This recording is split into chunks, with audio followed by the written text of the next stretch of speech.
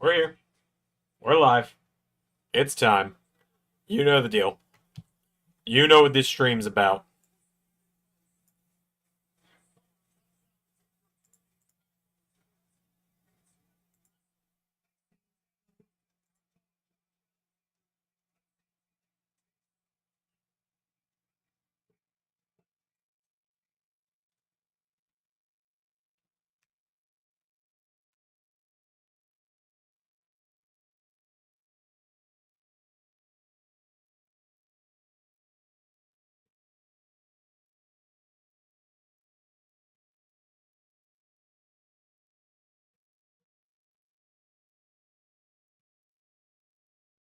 Oh, man.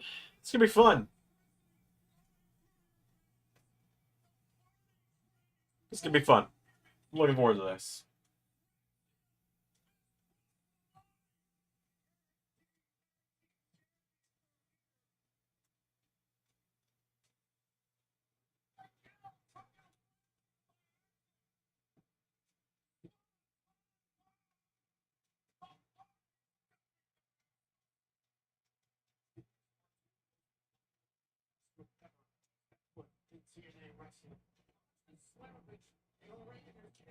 Was very under.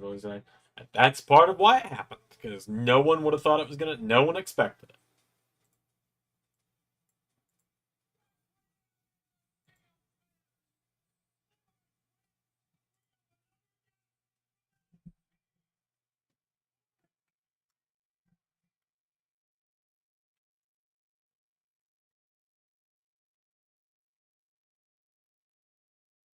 I feel like we're gonna get more NXT presence tonight than we did. Or we're gonna get a lot of I think we'll get a lot of NXT presence tonight. Whereas on Tuesday we didn't get any TNA presence, but I think that'll start changing in the coming weeks.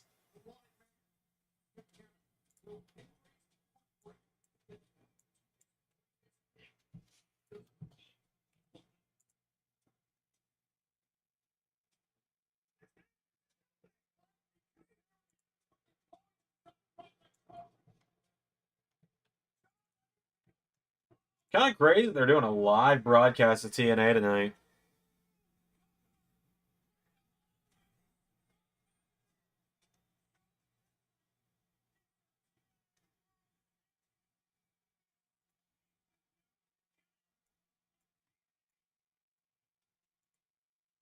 Just feels right that Joe is champion.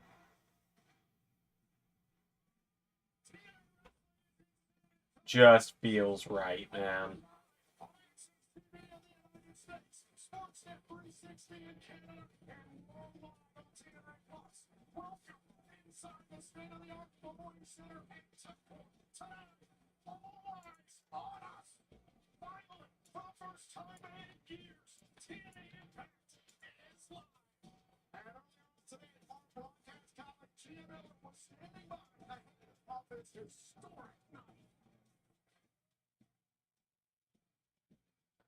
And for those wondering, yes, I've heard the rumors that WWE might be buying TNA. I've heard it.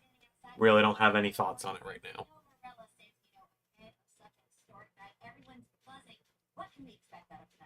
Can you feel the electricity in the air? Genesis was history making, but tonight we're taking it to the next level because we are going live. The locker room's buzzing, the world is watching, and a double surprise. TR, we have to wait and see. Can't tell. We gotta wait and see. Who's that in the car? I can't tell. You know, history. We gonna see who's in that car? Oh, new intro that starts with Joe as champion. You love it. You love to see it.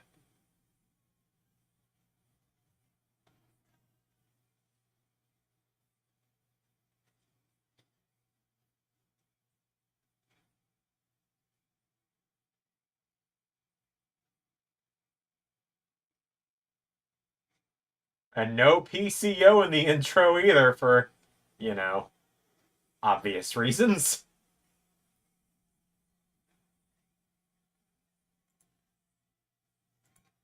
Oh, we're starting with the champ, baby! This video and every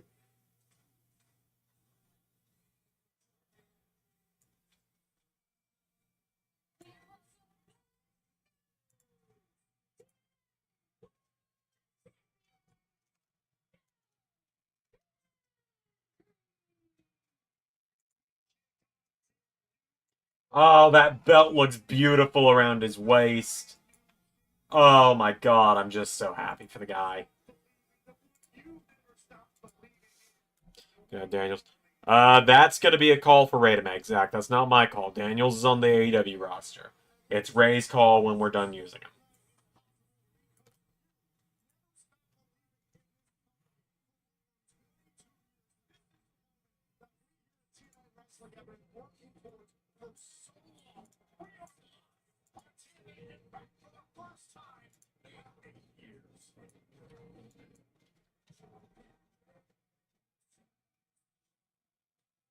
Hit him with the spin. The world champion spin at that.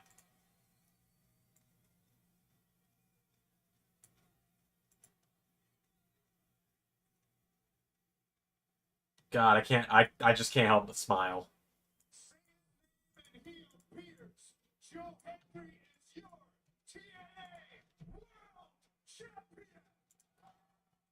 About time.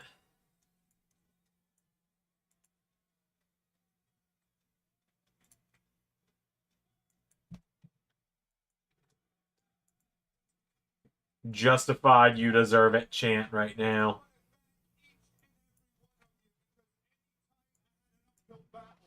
All I had to do was listen, because the world was always chanting, "We believe."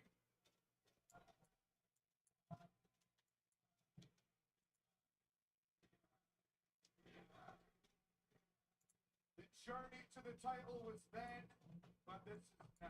And I'm here to talk about this title reign, what it's going to mean for me, what it's going to mean for TNA Wrestling, and this entire industry. All right, Joe. Are you going to say it on actual TV?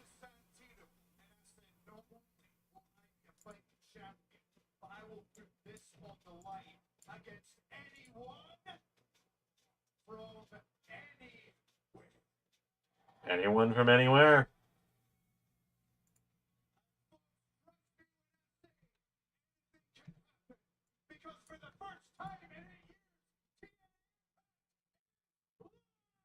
Yeah, they are. Yeah, they're live right now. And here is Santino.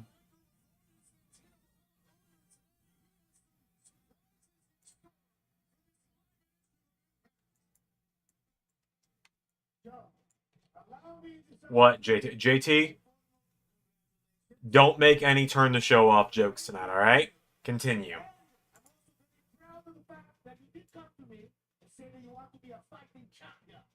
And you'll defend that title anywhere, inside TNA and outside TNA. So, I did have an individual who took you out under offer. JT, I don't have the energy to do the bit with you tonight. He won. He's literally standing here as champion right now. Oh, shit! Okay. Cardona and Hendry. All right.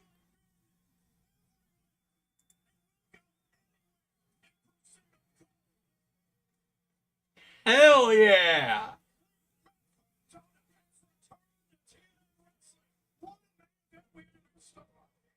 And it's tonight for the belt. All right.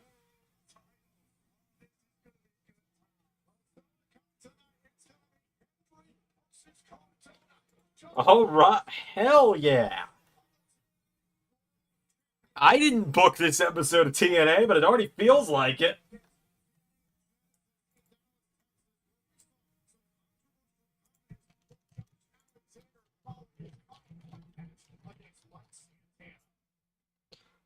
Not ready for Cardona to show up.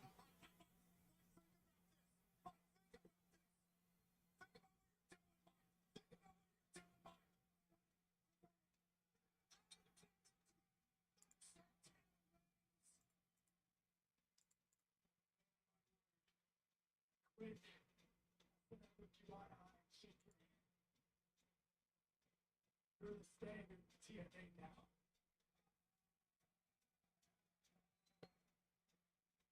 My I wouldn't be entirely shocked to see a Matt Cardona signs with TNA graphic tonight.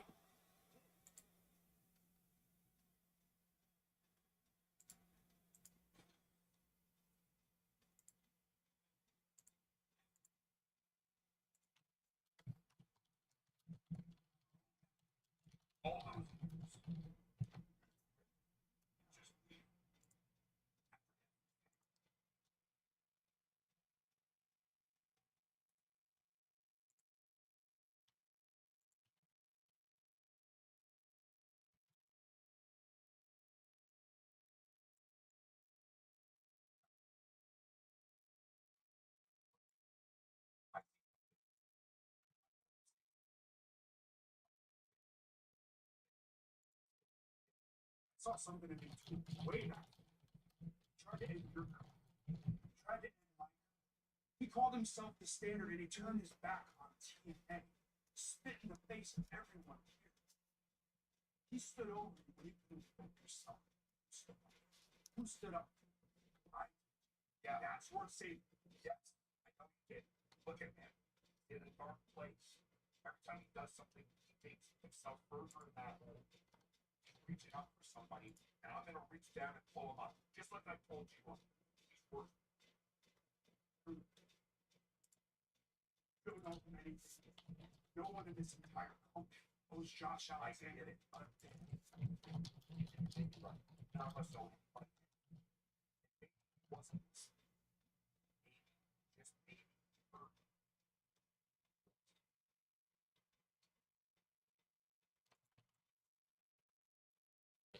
Hi, Josh Alexander.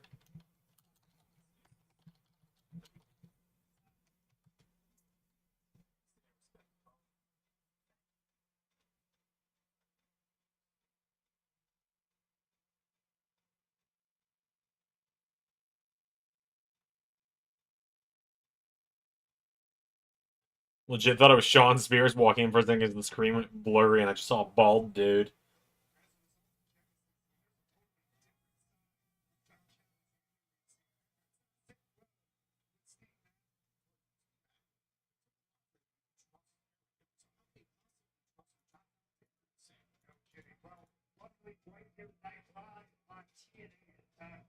Everybody here and around the world is going to get some answers because, ladies and gentlemen, tonight, live in person, we will hear from the walking legend himself, Josh Alexander.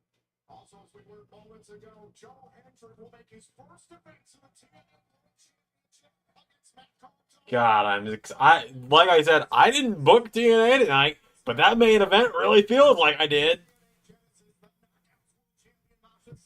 The Knockouts World Tag Team Champions Spitfire face Rosemary plus Ash and Heather by Elegance. The Knockouts take seriously events next live on TNA Impact. Really feels like I booked that main event.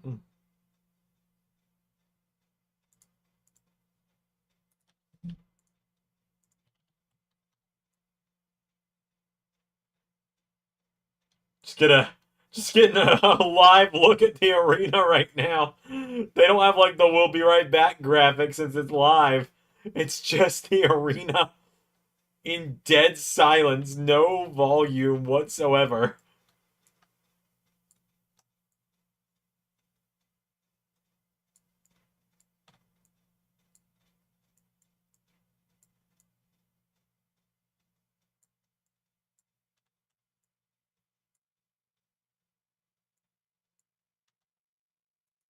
I don't know how I feel. This is weird. I'm slightly discomforted by this. Oh my god. I'm slightly discomforted by this.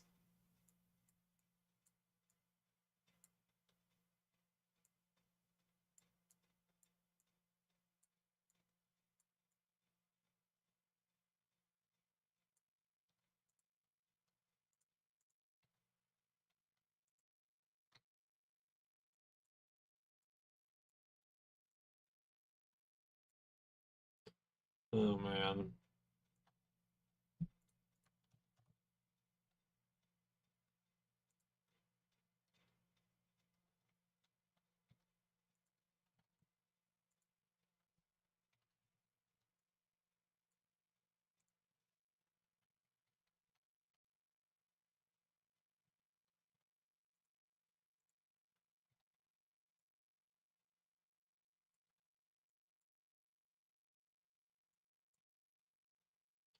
Just awkward silence.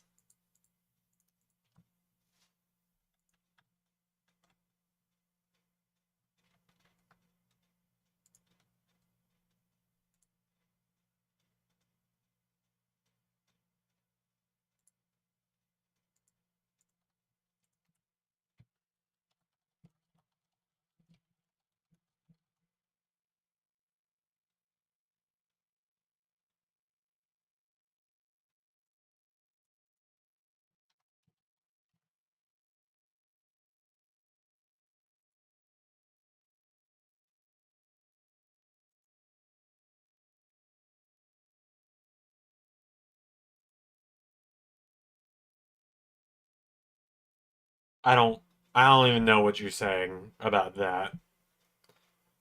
Um I don't even know what that means, Byron. I'm just gonna be real with you.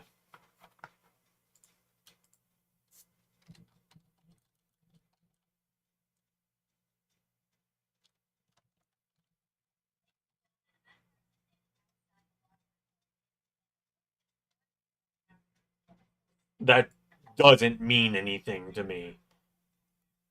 Like, oh, it's he runs the Lionel Jinx game. He runs through that. That means nothing to me. I don't know anything about what this man has done.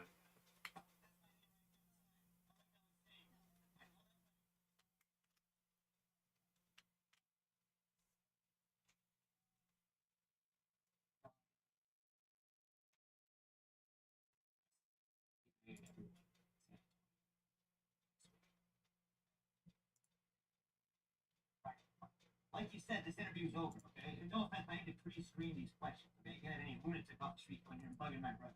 My brother's very busy. Thank you. Thank you. His brother, But, so, this fuckface guy.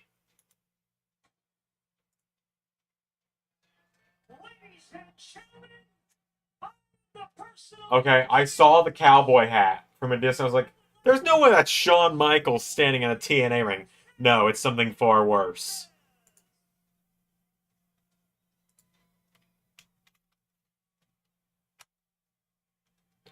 Oh, okay, Byron. That again, it doesn't mean anything to me that he's the guy behind the game.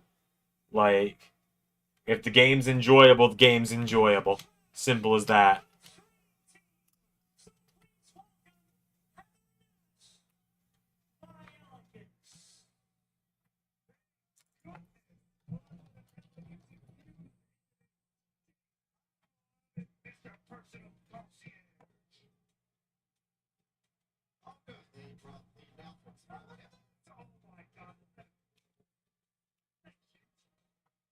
We saw how TNA Genesis in past weekend in Dallas, Texas, after the Dallas Cowboys, the entire anytime on TNA Plus, after the Ohio, it's also came up short to straight line challenging for the World Tag Team titles.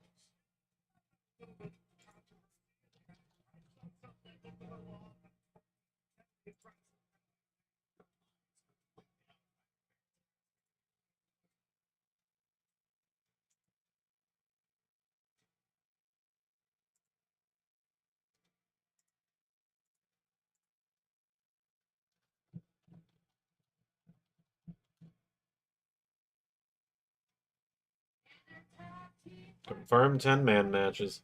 That's huge if true. But I'm gonna wait until, I'm not gonna sit here and take anything as gospel until I see actual, until I see it like in an actual commercial and stuff, or I actually am playing the game in March. I'm not gonna believe anything.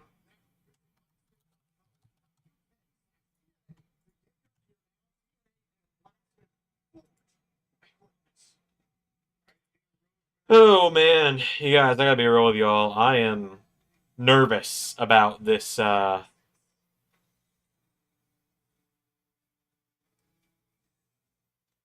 am nervous about the 24-hour stream on Saturday. I'm nervous to do it. I'm hopeful you guys are gonna have fun. I'm hopeful I'm gonna have fun. I'm hopeful I'm gonna at least have people to talk to throughout the day on it.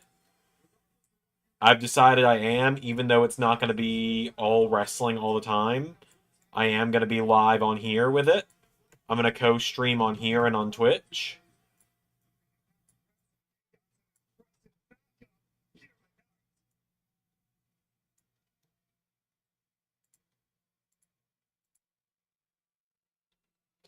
So, like, I'll play Spider-Man 2 for a little while. I'll play Sonic Frontiers for a little while. Build these Lego. I'm going to get 2K19 setting up tonight. Install a couple mods at a time. We'll just get some basic mods laid out to begin with. We'll spend some time modding it on We'll spend some time modding it on Saturday. I'm not expecting anyone to be there for the full 24 hours. I'm really not even going to be there the full 24 hours. I'm going to be in, I'm going to have to go make dinner. I'm going to have to go to the bathroom at different points.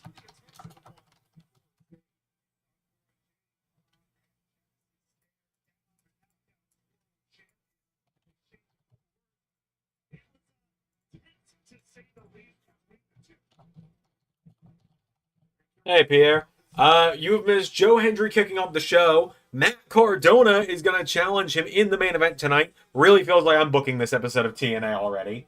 Josh Alexander said goodbye to Ethan or to Eric Young and Steve Macklin, and now we're about to get Spitfire and Masha up against Ash and Heather and Rosemary. And now you're caught up. And I'm editing the website right now. I'm getting Buddy put on the website as NXT champion. Oh yeah, like I said, I don't expect any of you guys to be there the whole time. Like I said, there's gonna be points where like I might allow myself a 1 hour power nap where you guys can watch me sleep on that couch for an hour. And I'll just have like an idle game going or something.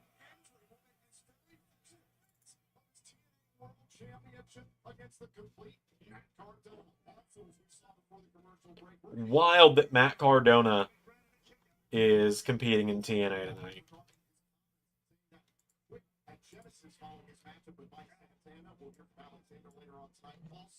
History is going to be made for the very first time. A WWE Championship is being defended in the The weirdest thing is I could kind of legit see the Rascals winning tonight. I think it's like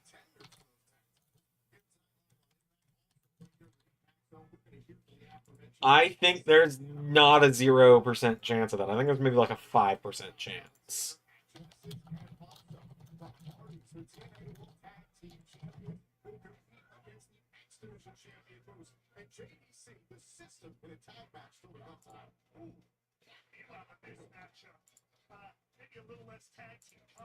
But yeah, as I was saying, I am going to do the 24-hour stream on this channel. I'm going to do it here and I'm going to do it on Twitch. All right, Joe Hendry's NXT title run in LS11 comes to an end at 109 days. Pour one out for the end of Joe Hendry's run. Hell of a run from Joe. He had a hell of a run. He's a good NXT champion.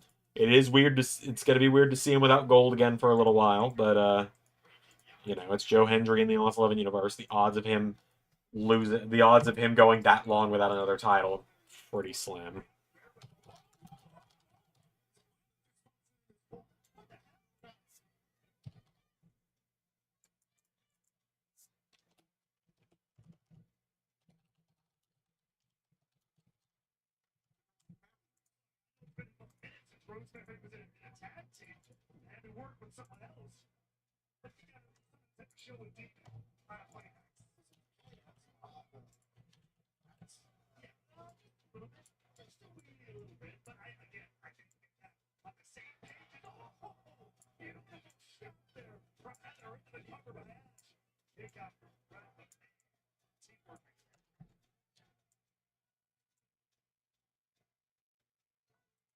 Yeah, Buddy is a champion at last in LS11 Universe, which is crazy it's been this long.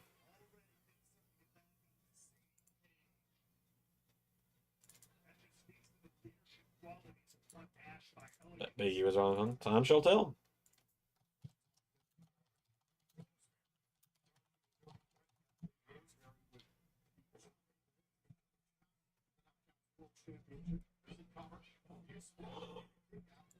7 long years it's been 7 long years. Those very last held the knockouts full time.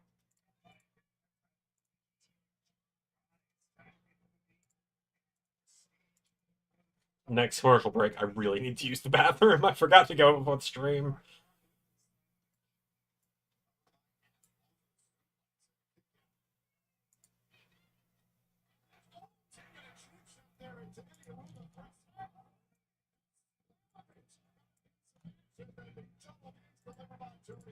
This is the first time in LS11 Universe that a main roster star has won an NXT title while being part of the main roster, because Buddy is still part of the Raw roster.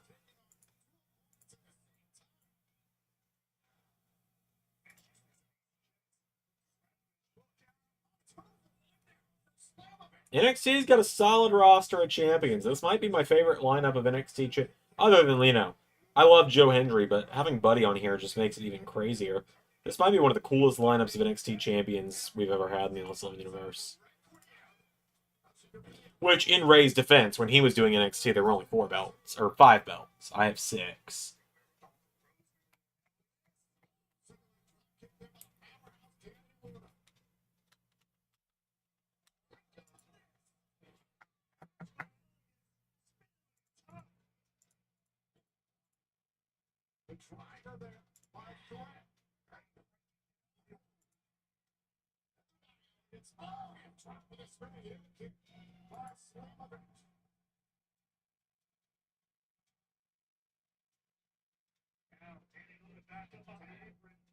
This matchup. This is the first live matchup on TNA Impact in 8 long years. What an opportunity this is for these knockouts. Tip count. Last one saw Eddie Edwards and Bobby Lashley. Priest feels left out. Only one, no gold. Man, that clubhouse is full of gold.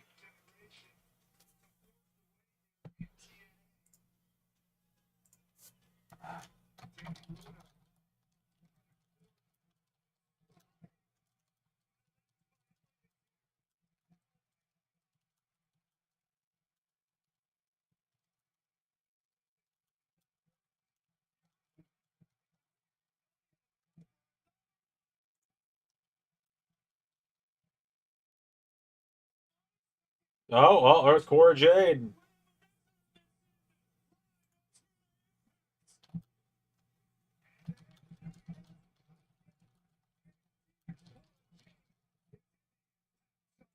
Hi, Cora. Oh, what's this? Oh, she's just gifted Masha her own kind of thing. The photo with the X through it.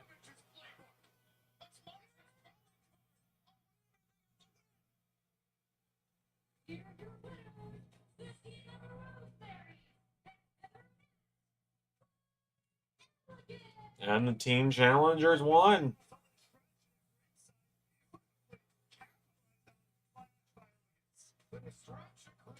The personal concierge with those glasses looks like, oh my god, who's he look like? He looks like the fucking kid from A Christmas Story. That's who he looks like. Also, I like Ash and Heather's attires.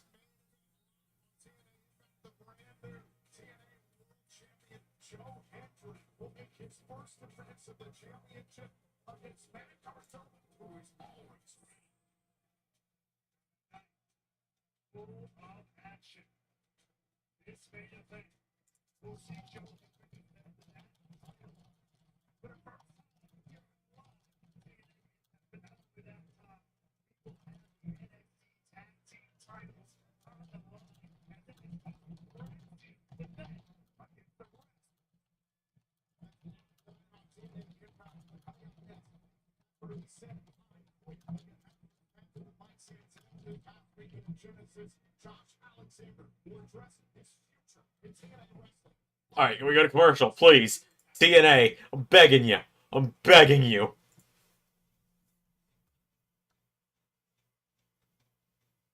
Are we on commercial? Oh my god. I gotta pee so bad. I know, Xander wearing something other than loungewear on stream, more likely than you'd think.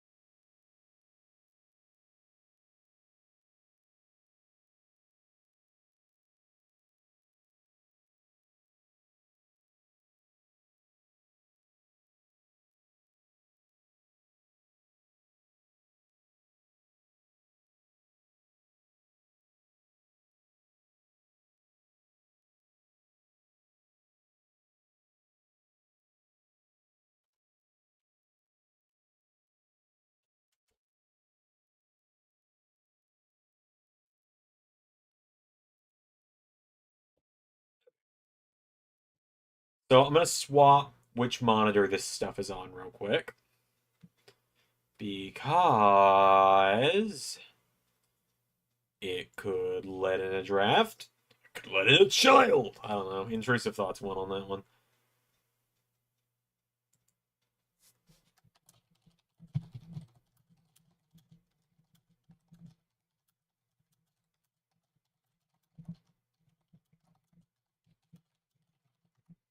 I'm going to boot up 2K19 now that it's reinstalled.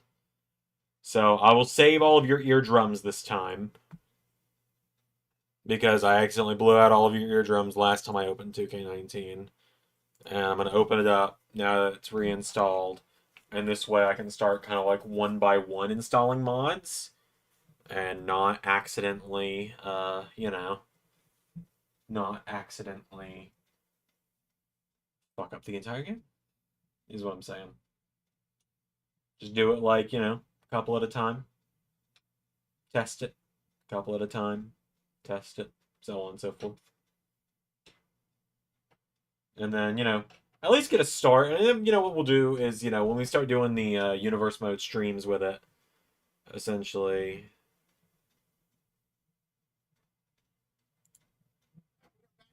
Oh, we're back.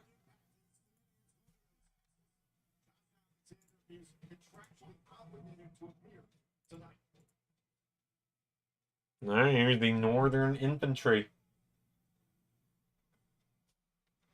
All right, potential volume warning. I've got my desktop audio muted on the game.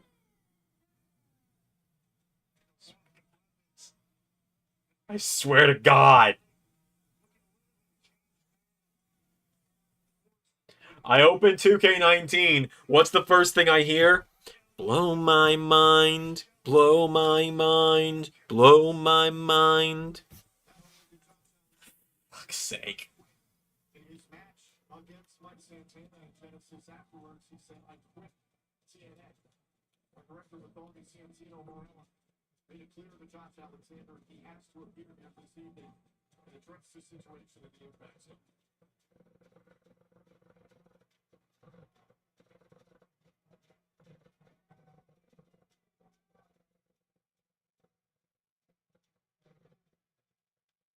Most of you know, earlier this week at TNA Genesis, I quit TNA.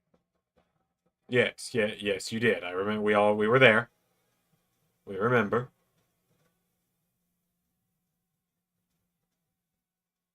Alright, let's just see if will it actually load the game up now. Thank TNA for giving me the opportunity to come out here and address this, because they certainly didn't have to.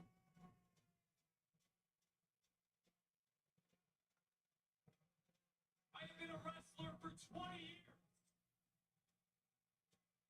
And for every moment of those 20 years, I have prided myself on being a Okay, I have bypassed the reinstalling the game did in fact fix the soft lock.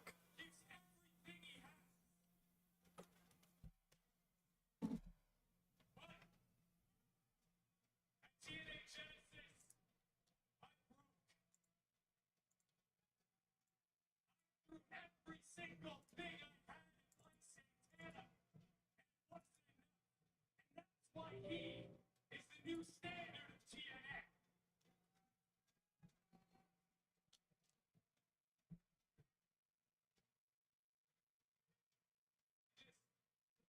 He didn't realize something that night, that match.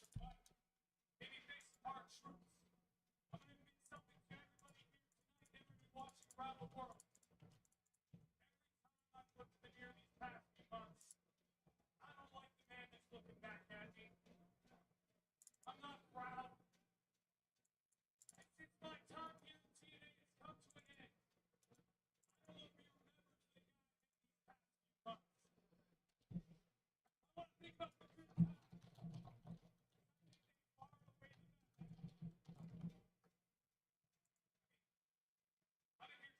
My son, my youngest son, Jen, is 6 years old.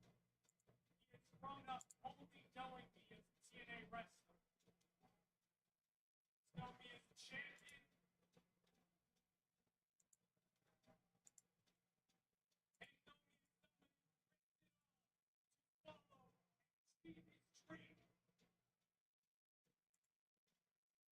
On June 19, 2002, I was 15 years old.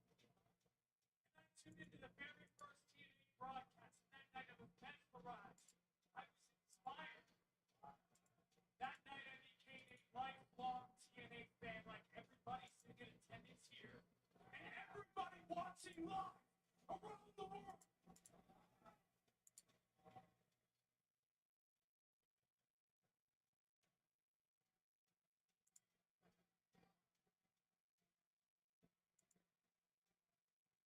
You have no reason to believe me. You have no reason to trust me. But if you're going to do anything, want to believe anything, believe this. My time here in TNA over these past 6 years has been a dream come true. I feel like these guys are going to betray Josh here in a second. It feels like it's coming.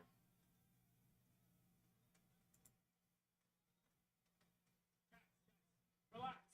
Judas, Travis, you guys don't have to worry. You guys have all the talent in the world. I saw it long ago when I went to TNA management and I asked them to give you a shot. Wait. Do you know who else went to bat for you guys? You know who else saw that talent in both of you? The Motor City Machine Guns. There were just a few matches announced. Rollins Punk. I don't know why you being excited for a show we're doing would be a bad thing. You can do this. Do it the right way. It's gonna be without me.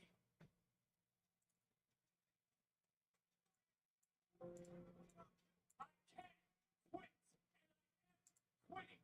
I'm done.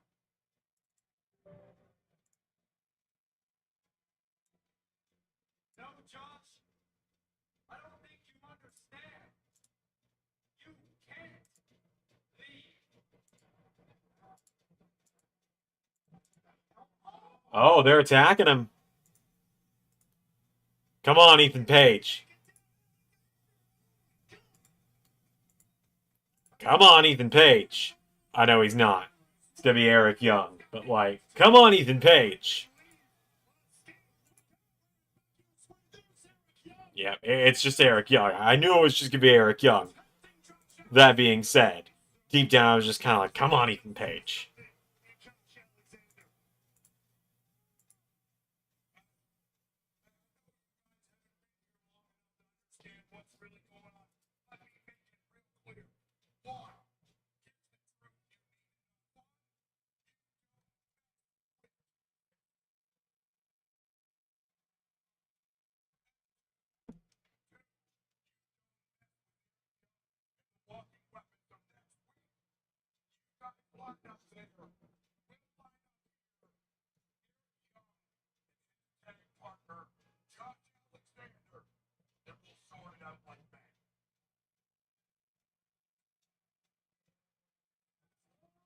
Just Josh is getting an actual send-off match next week.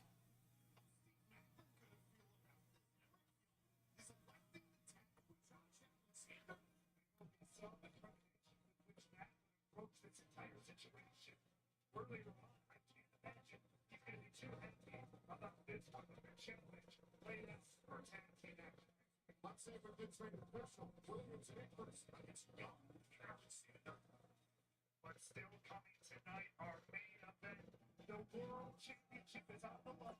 It's Joe Hendry defends the TNA World title against the complete Matt Carter.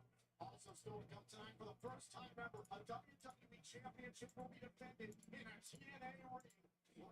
Put the NXT Tag Team titles on the line against the number one contenders, the Rascals. But speaking of tag team competition, the reigning TNA World Tag Team Champions. Oh boy, more the system.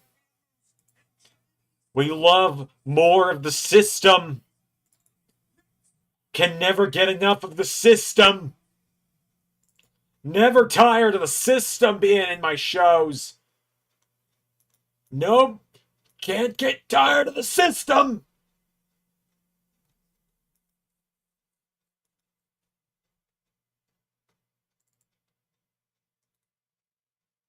Anyone else just tired of the system at this point? It's not really working, is it? God love them. They are shoving that faction down our throats. It ain't working, but they're trying.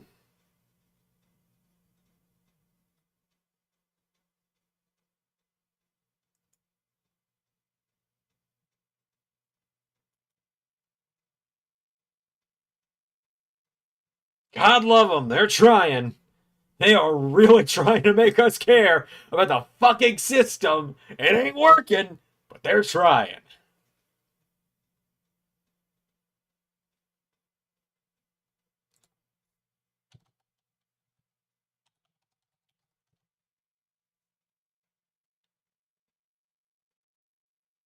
Nathan has a sigh of relief now that Buddy is gone, dealing with the title. Probably.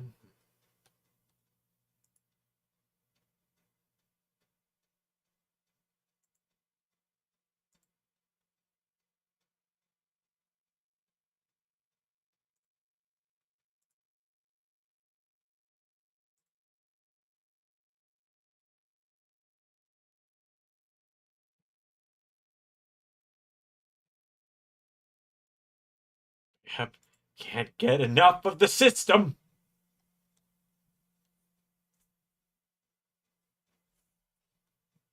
Maybe I'm going overkill with the joke, but I will.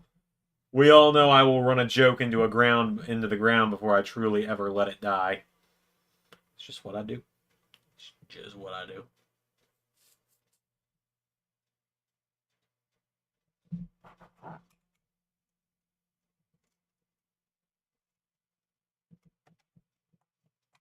God, these first 45 minutes have flown by, though, for real.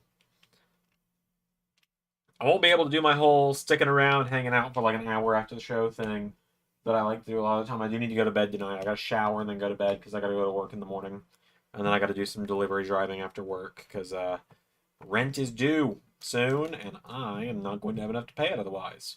That's why we're gonna try and set up some donation incentives for the 24-hour stream this weekend.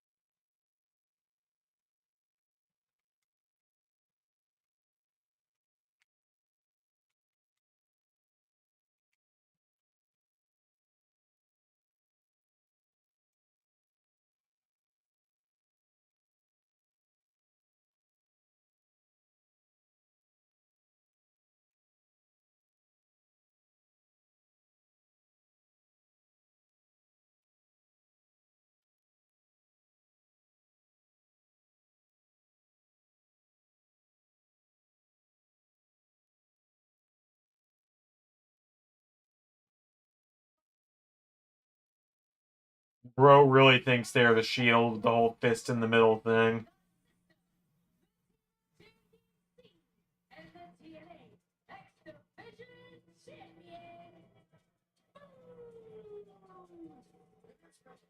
Is the actual plating of the new X Division title gold? Because if so, that's awesome. Trying to tell. Let's see if it'll focus on it. Yeah, it looks like it is. Yeah, it is. I actually like the look of Moose's X Division title.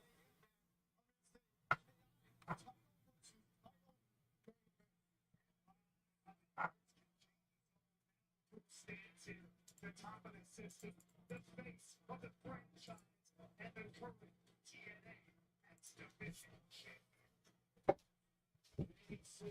On his side goes to winning tag team action against the Lumen Legends in August.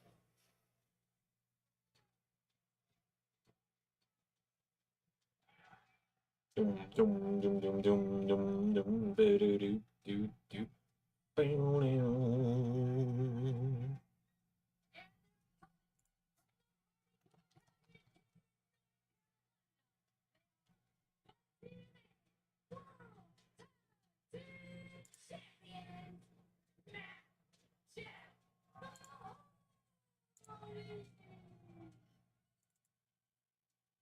Magnitude of this fight cannot be understated, and it would not be possible without the contributions of the Hardys. Once upon a time here in TNA.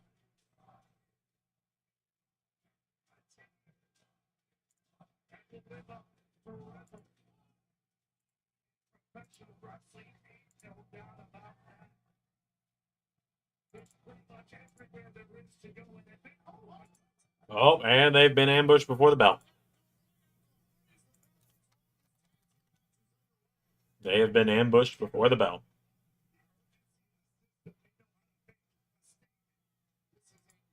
Title matchup would be a great opportunity for the system. JDC and Russo put themselves in line for a TNA World Tag Team title shot if they can get the win.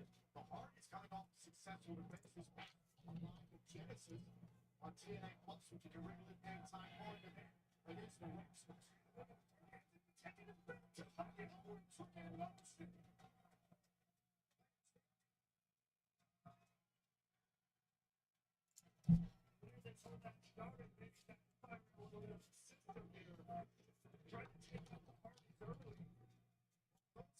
Discovering TNA wrestling for the first time. This is how the system tries to operate. But right now, Matt Hardy is trying to select JDC for so much of their time. It's just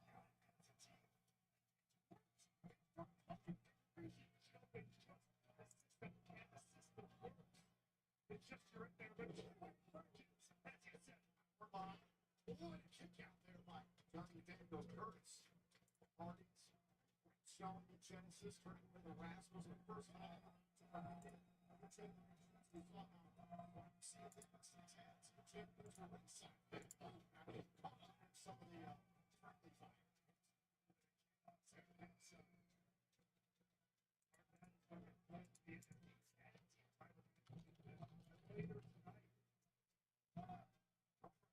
friendly fire. Early on, there's a motion inwards, trying to slow up Matt Hardy. ADC trying to take advantage of it.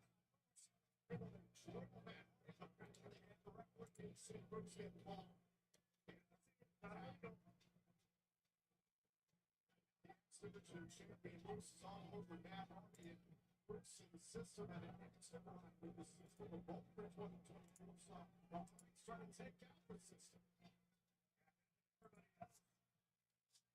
But the system is still here in 25 standing. You see in this very building a couple of months ago in Houston, Texas, that match against Mike Santana. Santana, the realist, we will hear some later on tonight.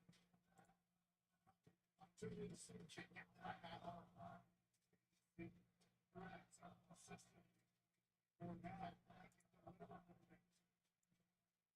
By JDC, who computed himself as a Bruce in particular, the rest of the system last year doing their thing, taking out anyone that Bruce saw fit, face the franchise.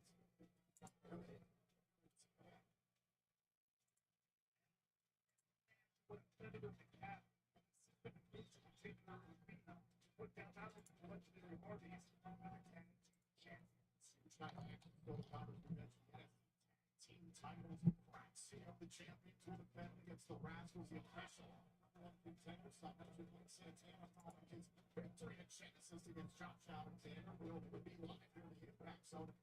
It's a huge show for TNA tonight. As they, they don't do weekly live stuff really ever, but they are absolutely doing, like, it's absolutely airing great here on TNA Plus.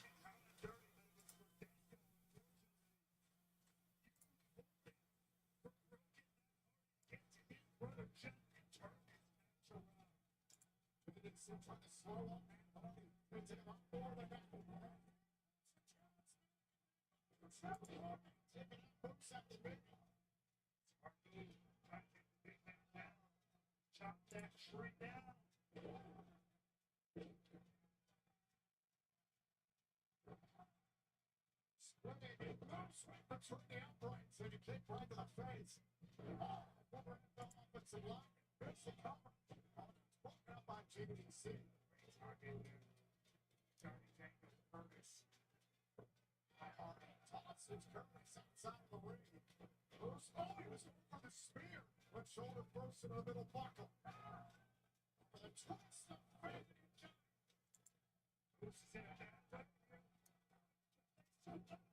Uh-oh.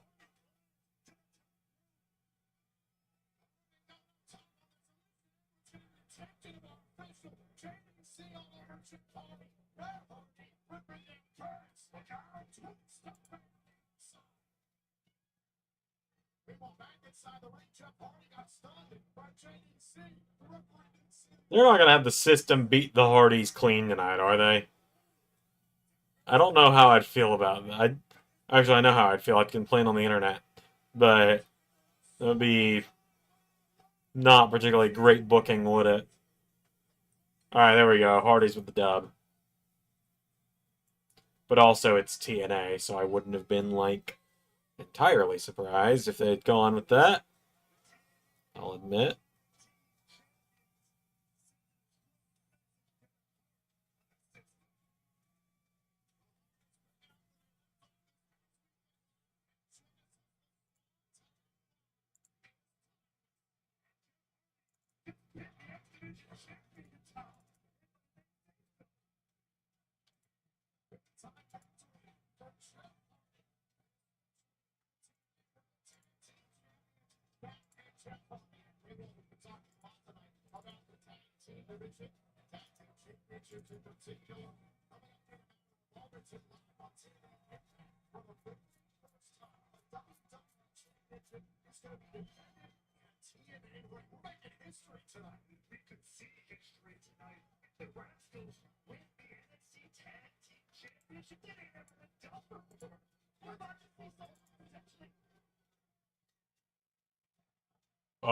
Oh, the 23 thing is happening.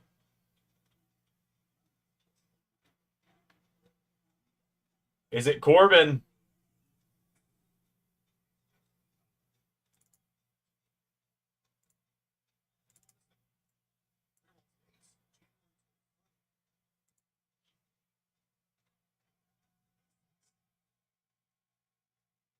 Okay, it's not happening yet. I guess. Back to the wide shot with no audio. It's just a black screen right now. Yeah, it was just the wide shot with no audio. Jeff and Matt are leaving. Okay.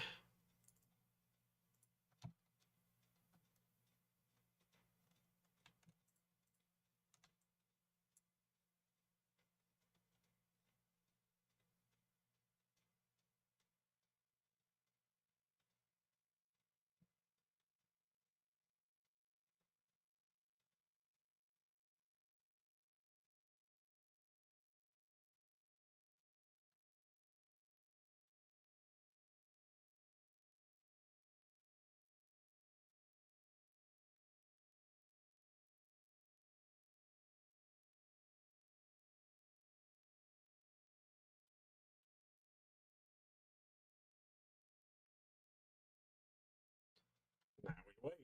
Again.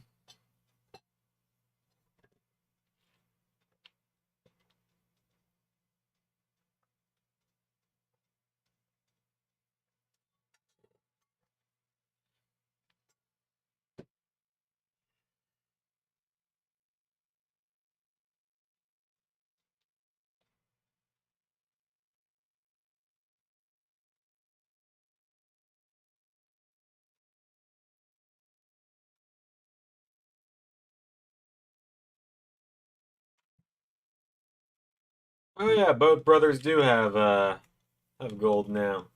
Nathan and Buddy. You love to see it. Unless you're Zach, then you hate to see it.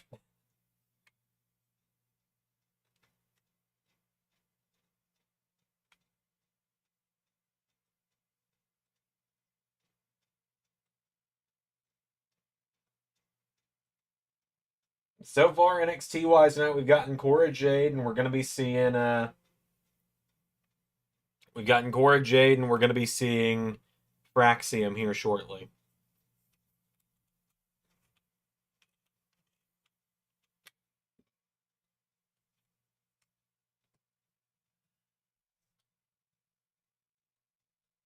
They showed the 23, and now I'm like, so many people thought it was Corbin, or now he's Bishop Dyer, which honestly, the more I hear the name, the more hard it kind of goes. Actually, it's kind of a cool name, Bishop Dyer. I kind of dig it.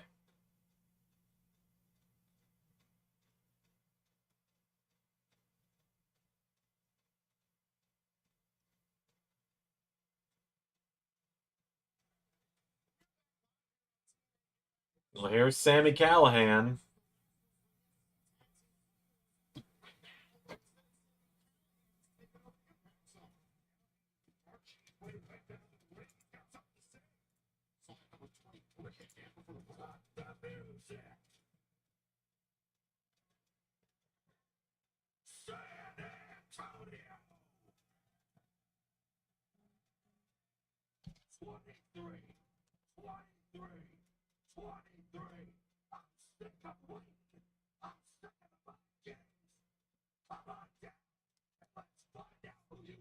All right. Who is 23? Show me Bishop Dyer. Come on, baby. Show me Bishop Dyer.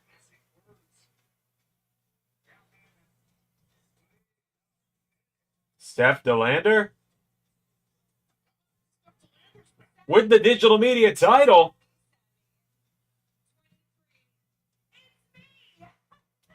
The new TNA digital media champion.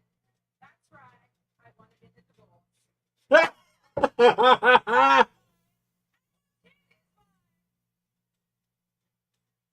So now that my husband is out the door,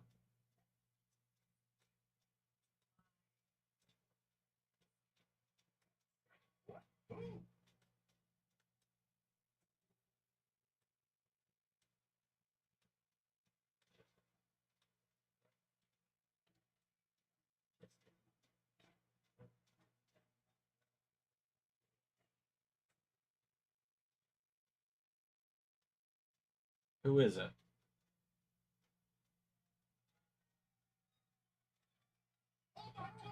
It's Mance Warner. The Southern Psycho is in TNA.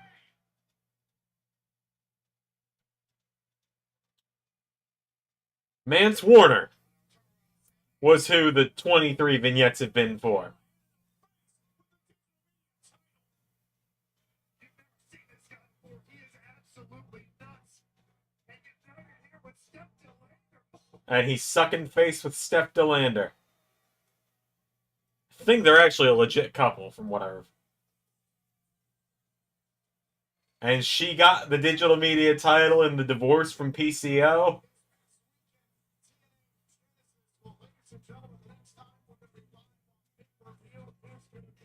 You know,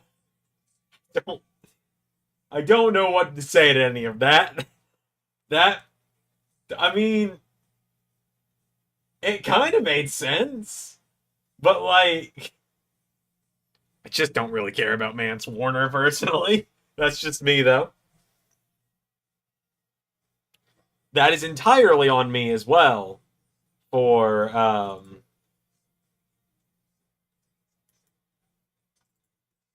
like that's entirely on me for thinking it was going to be Corbin or Bishop Dyer, whatever.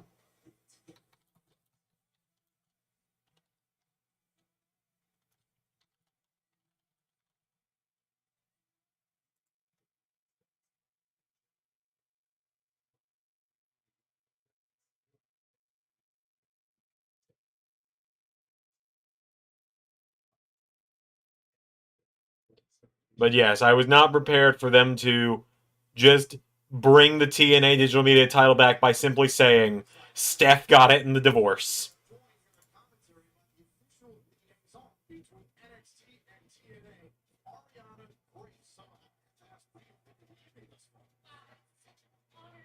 Oh, Ariana Grace is on commentary.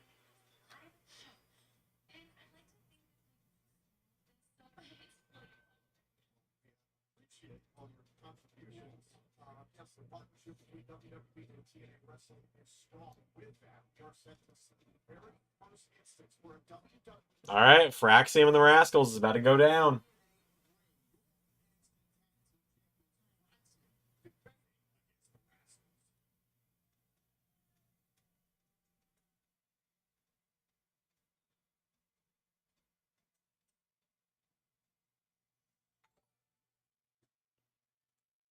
Oh, some alert just went off.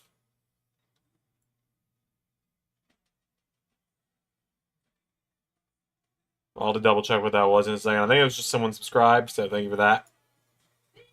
But I will double check real quick that that's actually what that was.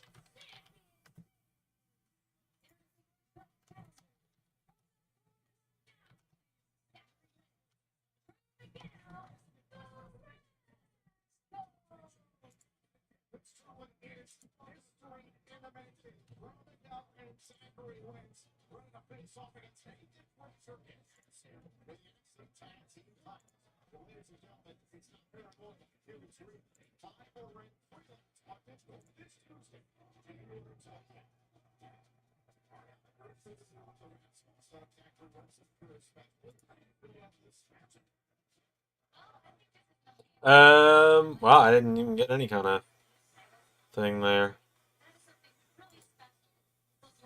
Oh, no, it was a subscription to Xander Ellis 11. Nice.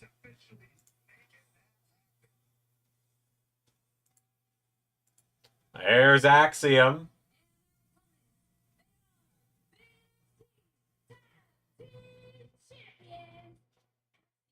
It's weird to see Axiom and Nathan Frazier without the slow-mo camera, or without the motion blur camera.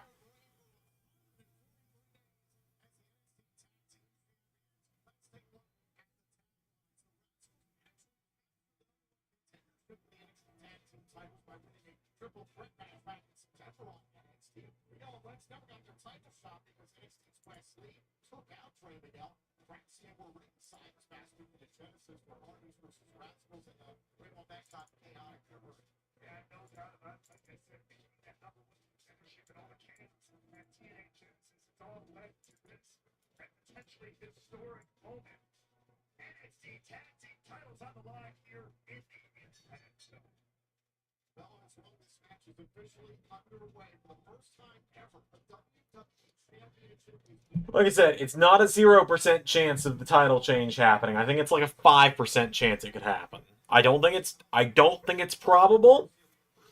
I think it's possible though. But I think it's more likely that Fraxium are just going to keep the titles.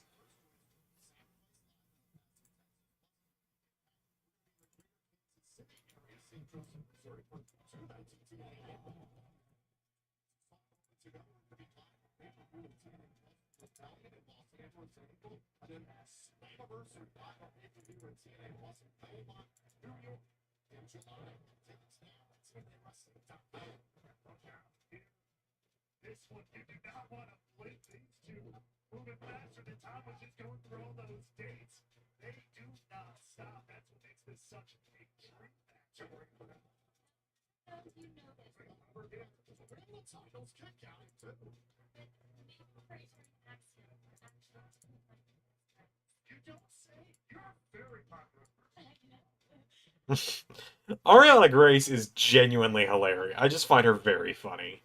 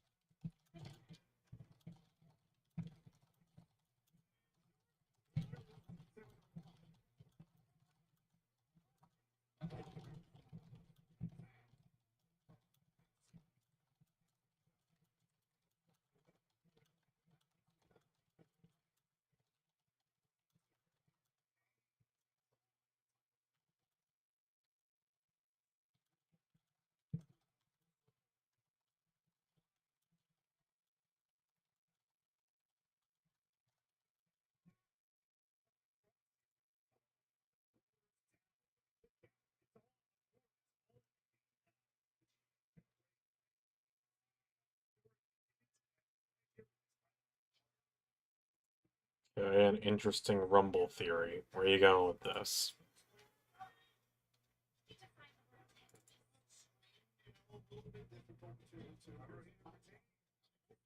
You know, that's the thing when you build two top great lines. It's like me and my mom. You know, we're all smart and independent. Sometimes we're not but these two, they have something special.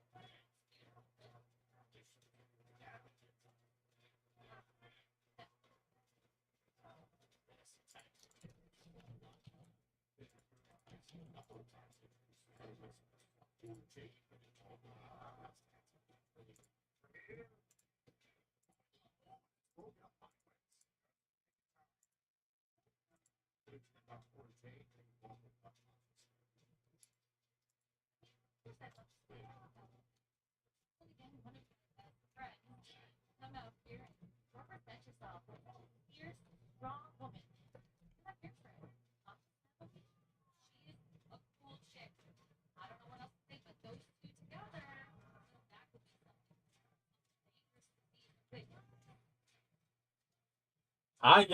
This is one of those things. That may be the greatest little TNA moment ever. Step when the digital title in the divorce. I see you've seen my Discord message, Pierre. And then Mance Warner just shows up and they start sucking face. LOL TNA in the best way possible. It genuinely made me fall out laughing. So we're gonna take those.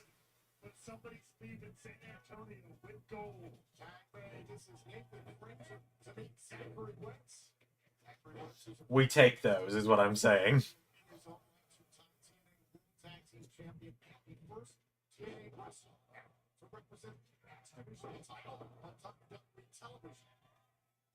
Oh yeah, when they put the X Division title on Zachary Wentz for like 3 weeks so that he could show up in NXT with it.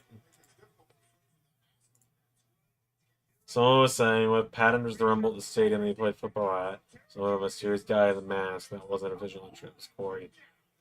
I'm not interested in seeing Pat enter the Rumble again, Zach. I'm just gonna be real with you. This is why TNA is still in business. Hell yeah, it is, brother. Hell yeah, it is. This cockroach of a company will never die. If we survived Dixie, we survived Hogan, we survived Bischoff, we survived Russo, we survived the Johnsons tag team, Richard and Dick. Oh no, Richard and Rod. We survived the Johnsons, the Flying Elvises. When did Frazier break his nose, by the way? When did that happen? Did that happen like on Tuesday? Or like at a house show this week or something? Even if it should, right?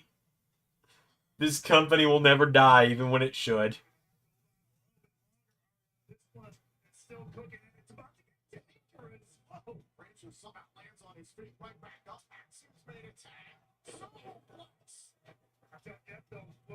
This company will never die. God, I love Fraxium. They might be my favorite tag team right now. They're so good. I don't want to see them break up anytime soon.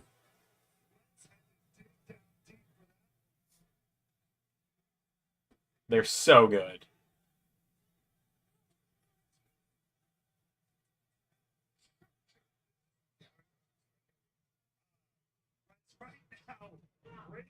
All 4 of these guys are so good, man. Ray was talking about how WWE should bring back the Cruiserweight title. This is like 100% agree. This company did Voodoo Kin Mafia. This company did do VKM. You're right.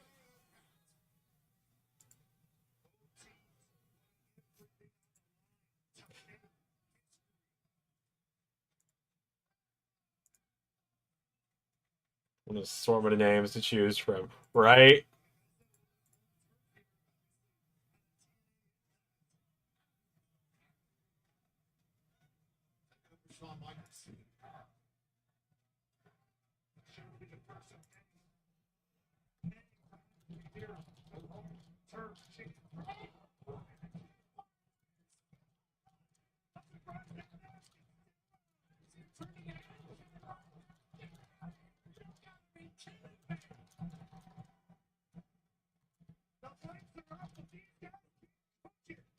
They're cooking. Here come the rats, the Miguel and Rats lighting up in the field.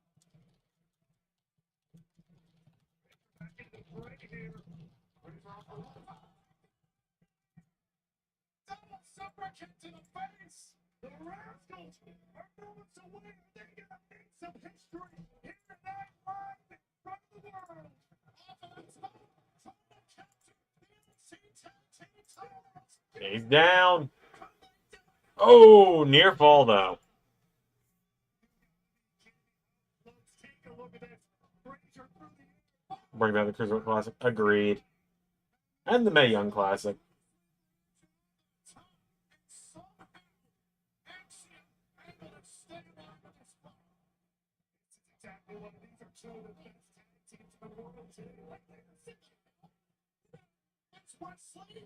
Oh my God, Wesley!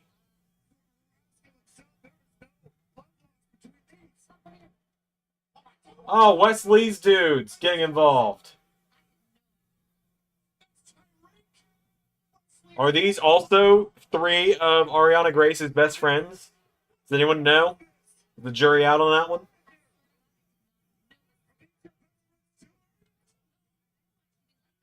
Okay, she doesn't like them at all. She's confirmed. She doesn't like them at all.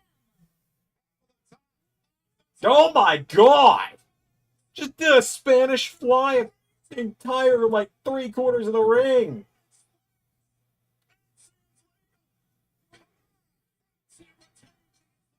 Braxium with the dub.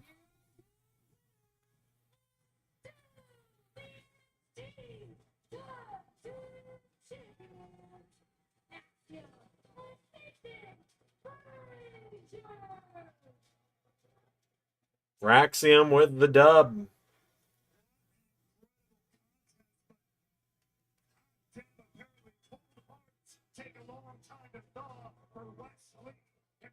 Hey, this also means that Wesley and the Rascals aren't done either, which is great.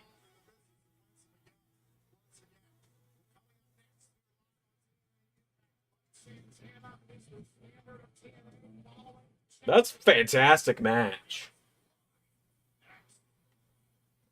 That was an absolutely fantastic match. Alright. I've only installed one new mod. And if we discovered that this was the mod that was causing problems, and it's the first thing I tried doing... Ain't no fucking way. Ain't no fucking way.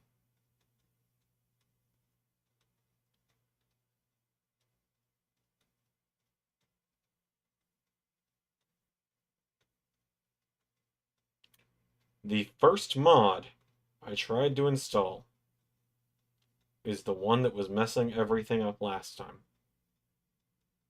You gotta be fucking kidding me. You gotta be absolutely fucking kidding me. This was the mod that was causing problems.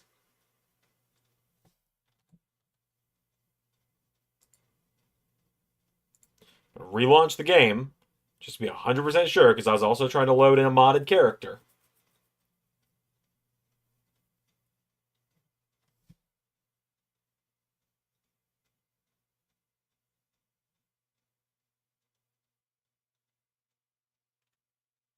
I swear, if it was literally just the first mod that I tried to reinstall, and all of those hours of work could have been solved by just getting rid of this one. And we lost all those weeks of modding because of this one mod. I'm going to be a very angry man. Just need you all to know that.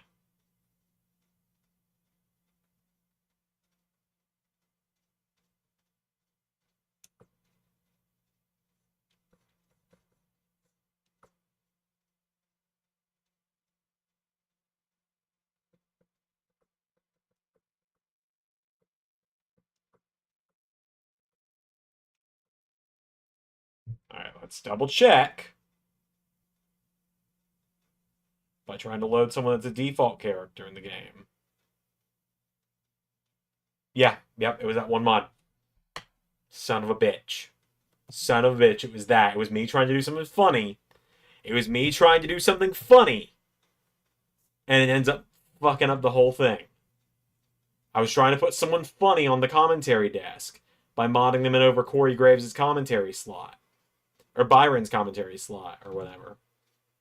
And it was actually him that messed up the entire thing to begin with.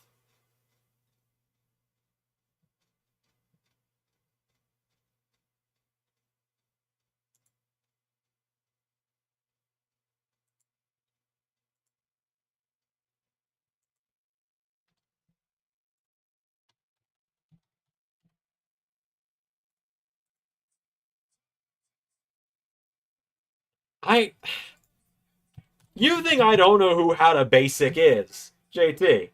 You think I don't know who How to Basic is? You think I don't know the brilliance of How to Basic? You think I don't already know who that is? You dare recite the Old Testament, the old magic to me, witch? I was there when it was written. I was there for the egg breaks. I was there for I am How to Basic.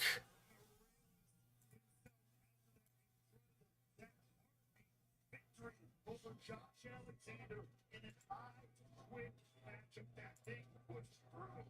We heard from Josh Alexander earlier on tonight. I know good and well who How to Basic is. I have seen those videos. I grew up on that shit. Never forget, I am just a year or two older than you guys at the most. I know I'm 3 years older than Zach, I'm like 2 years older than you, and I'm 1 year older than Pierre. Pierre, I think you and I are like almost a year to the day apart, aren't we? You don't have to tell me like in the chat if you don't want to. But am I right, Pierre? Isn't your birthday somewhere around July-ish, or am I just completely mixing that up with a different friend? My apologies if I am just completely mixing you up with a different one of my friends.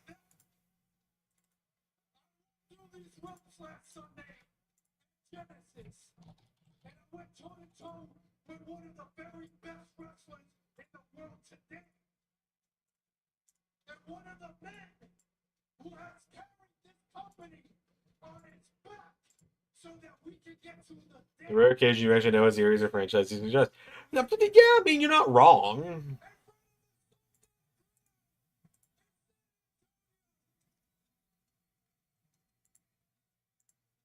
Alright, now then. I've installed an actual mod for a commentator here that is set as a commentator mod, so it shouldn't mess up. My thought process is, if I can't get 2K19 to work, like if I keep getting to this point where it locks up on the loading screen because I'm trying to do something funny, then I will just do 2K23 for the modded universe, because I can still heavily mod that, and I can still access community creations right now. I'd rather not have to do that, but I can.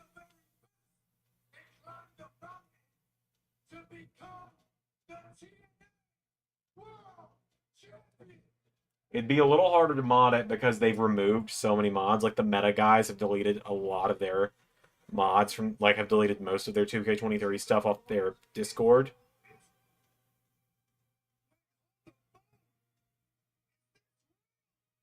Wait. He's back! Oh my god! Mustafa Ali's back! Yo! Ali!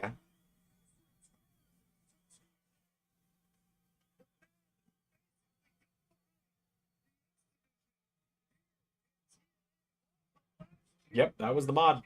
Trying to put Tobey Maguire on commentary was what was messing up the game.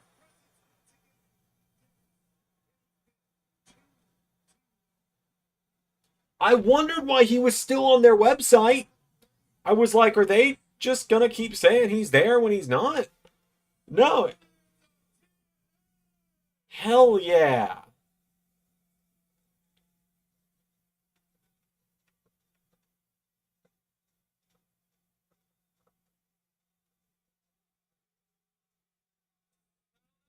children, settle down. I am here to officially announce that I was He signed a contract. He's here for the long haul. But what to be done? TNA needs great leadership. And I am that great leader. I want to give all of you something truly. You absolutely love to see it. So, ladies and gentlemen, I am launching a campaign. Watch the sidekicks, the cartoon. I think I know what that. I genuinely do think I know what that is. Heavyweight champ.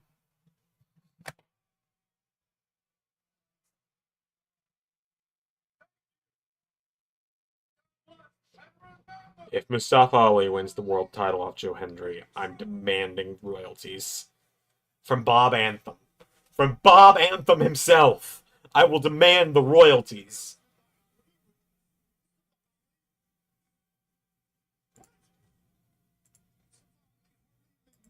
Mike Santana. He made his point. He was about to win. There's no time to waste. There's no time to waste when it comes to a huge announcement like Mustafa Ali returning to TNA. Tom, that's for damn sure. Yeah, Mustafa Ali just announced he signed with TNA. That's exciting as shit. I love Mustafa Ali, dude. My wife loves Mustafa Ali. She thinks he's very attractive. Can't blame her. He kind of is.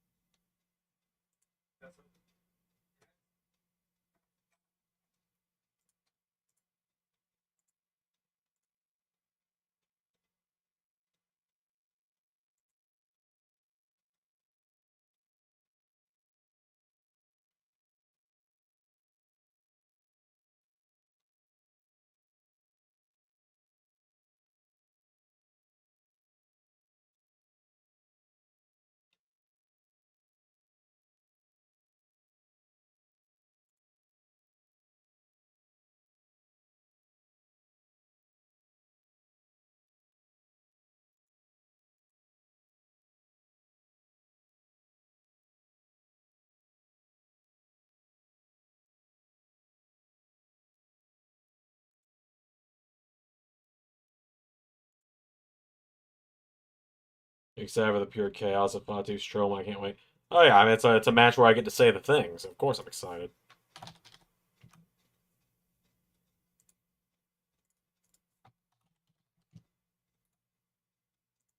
I get to shout the thing. I'm always excited for matches where I get to shout the thing.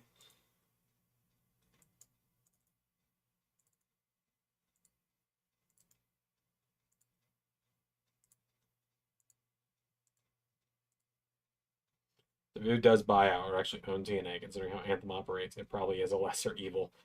Yeah. Yeah. Yeah.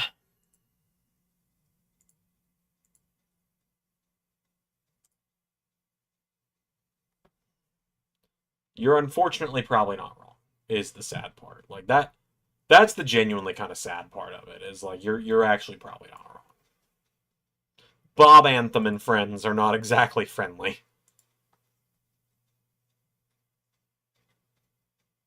Geez, there are still people uploading like brand new mods for 2K19, which is awesome to see. It makes my life a little easier.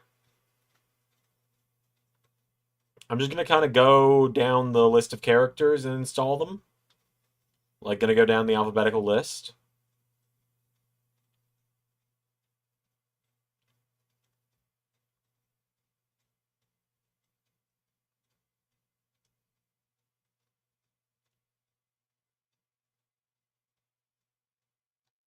And, we'll install characters based on the slots that are there. And if we decide we want someone else, well, then we'll put someone else there. Simple as that.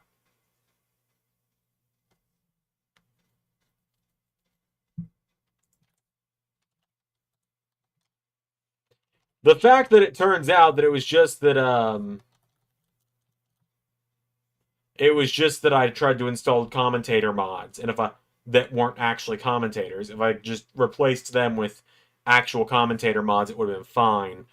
Feels like a little bit of a slap in the face, I'll admit. I am rather annoyed at myself for being that daft about it. I'll be the first to admit. Alta Fuego del Sol. He's fine. I guess. He's fine.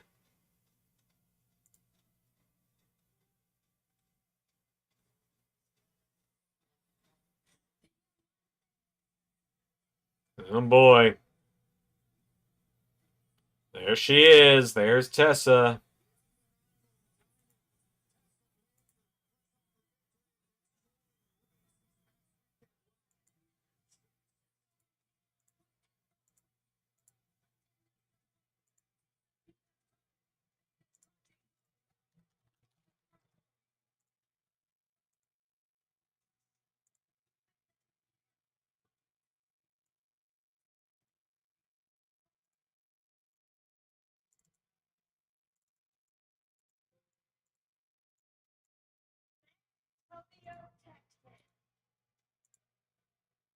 What did you use to watch Alice Living Universe when he was a backyard wrestler? Seeing as LS11 Universe didn't take off until like 2022 and he was in AEW at that point, no. Hey, Tatum.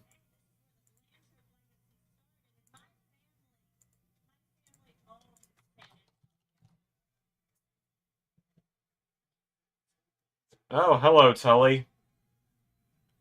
Tully's in the crowd and he looks rather, unbothered.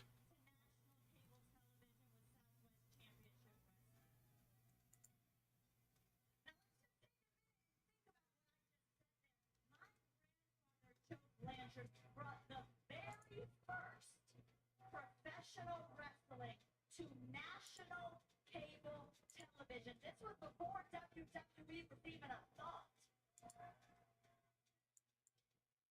Meanwhile, here in San Antonio, you guys can't even get a real sports team. And I'm not talking about the sports team. Oh boy, local sports team heat.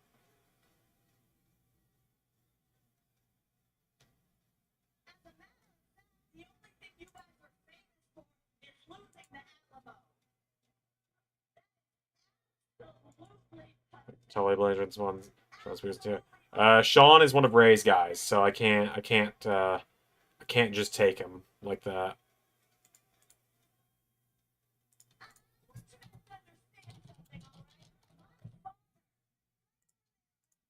WWE Hall of Famer, one of the most well-respected men in this industry, an original four horseman.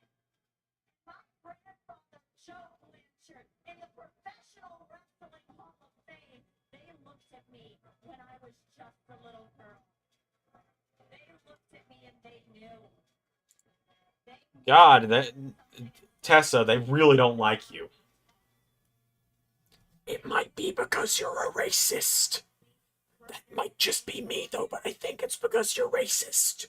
They knew that there was something inside of me greater than any Stone Cold Steve Austin, greater than any funk. They knew and they looked at me and they said, Tessa. Girl, they're booing your ass out of the arena. They were lying to you, Tessa.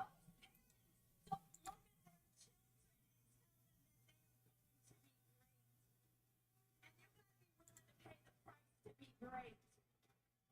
You guys can say whatever you want about me, but one thing's for certain, you will never hear that Tessa Blanchard is not great.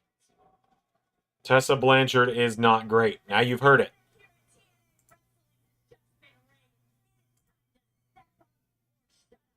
Last Sunday at Genesis, I took out the trash. And now it's time to get down to business.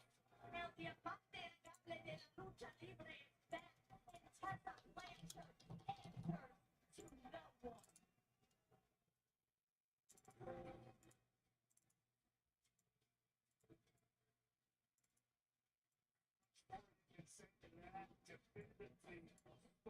Thoughts on Aaron Rex's TNA run? It was, I believe the catchphrase was, Rexcellent. It was something, to say the least. But it got a good laugh out of me. So. Feel like they could have done more with him, but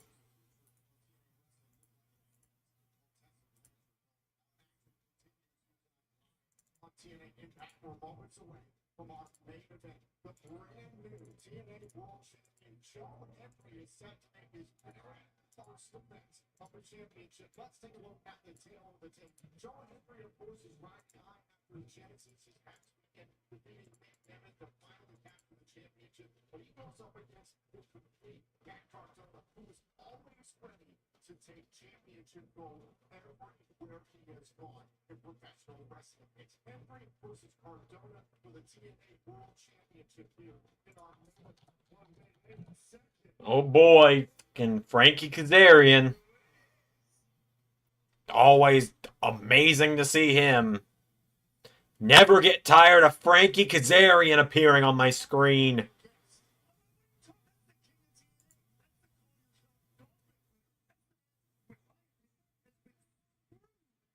the TNA World Championship opportunity. Multiple times now. Come on, John Mayfield. Frankie Kazarian is the call your shot Brooklyn winner after this past battle for glory in October, which means he can call his shot for a TNA title match of his choosing anytime, anywhere. He's figured abundantly clear over the last few months. He's targeted the TNA World Championship. He nearly targeted Nick Nemeth in the main event of Genesis this past weekend. He is a never an uninvited guest. It's fantastic to see the kid, baby. Take that, and if you're going to talk to us, come on, about commentary. Please, join us, grace us with the king. So, Frankie, how things go for you this past weekend at Genesis? You know what? You're not in a good mood. I don't want you to start with me right now. I'm coming up short with these all your shot attempts. Give him shoot. He's getting screwed out there. It is my right to call my shot. Nonetheless, we're ready for our main event here. Joe Henry versus Matt Cardona for the TNA World Championship. Behave yourself. I always do.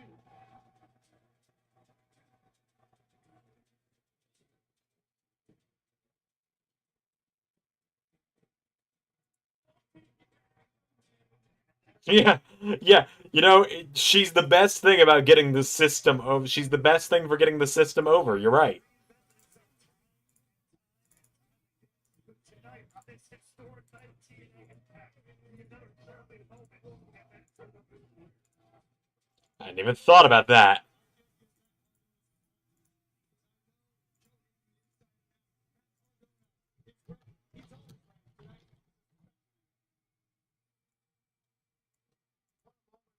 To see a global phenomenon, Joe Henry go up against the very most sensation in the history of professional wrestling. I'm sure there's probably a lot more in common between these two. And some certain level needs to make for it now. No doubt about that. I kind of love that Cardona is Hendry's first defense. I kind of love it.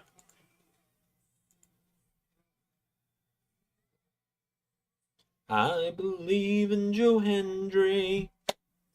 I believe in Joe Hendry. London, Paris, and Tokyo, America, Scotland, and Canada, and Mexico. To say it, I believe in Joe Hendry. I believe in Joe Hendry. The conclusion of a 12-year odyssey for Joe Henry. People all over the world believe, and now Joe Henry is your new TNA World Champion. That makes me absolutely sick. This past Sunday was a dark day for TNA. Whoever won this matchup. Sure, the hot girls don't. That's what I heard. You know, I've heard such a thing before. You know, the legends say that that is true. Maria Kanellis actually once confirmed it on an episode of Up Up Down Down that that's the case. So,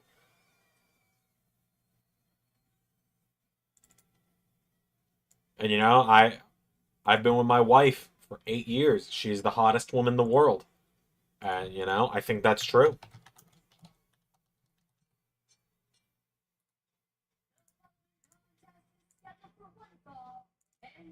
for the TNA World Championship. Introducing first the challenger from Long Island, New York, weighing in at 232 pounds, the complete Wardlow.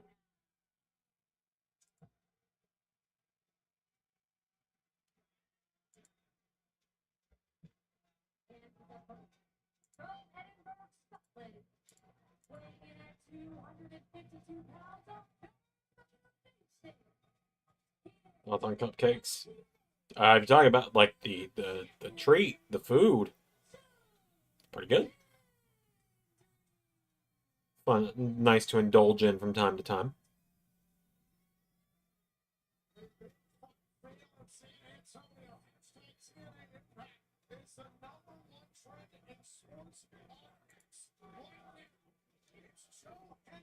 Making his first appearance on the TNA title against Matt Cardona. It happens next, live on TNA Impact.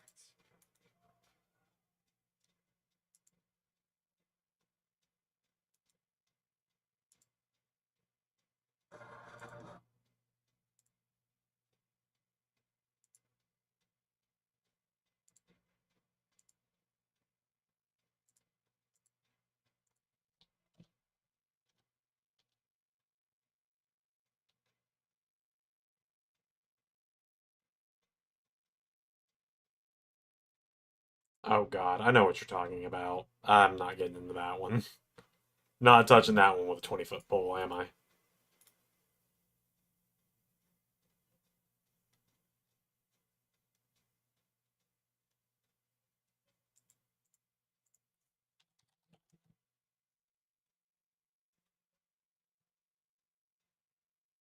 Oh, Cardona's doing a promo to run down the crowd, but we can't hear it.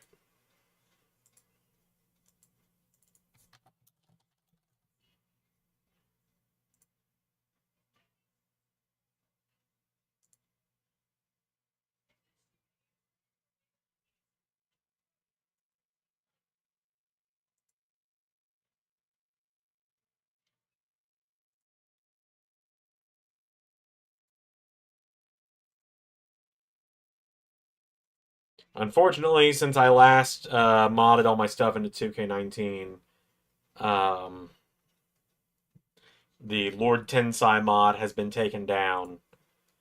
So we're going to be using A-Train instead. Or Albert.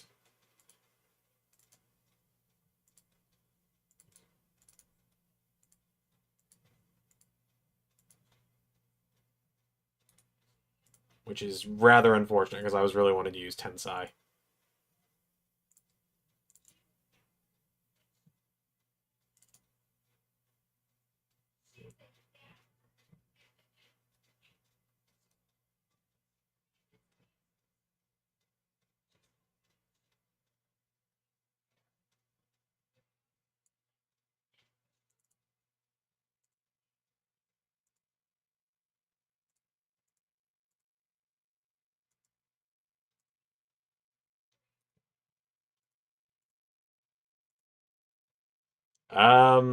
Smile HD. Oh boy, that's some memories there. God, that's gonna be stuck in my head for a while.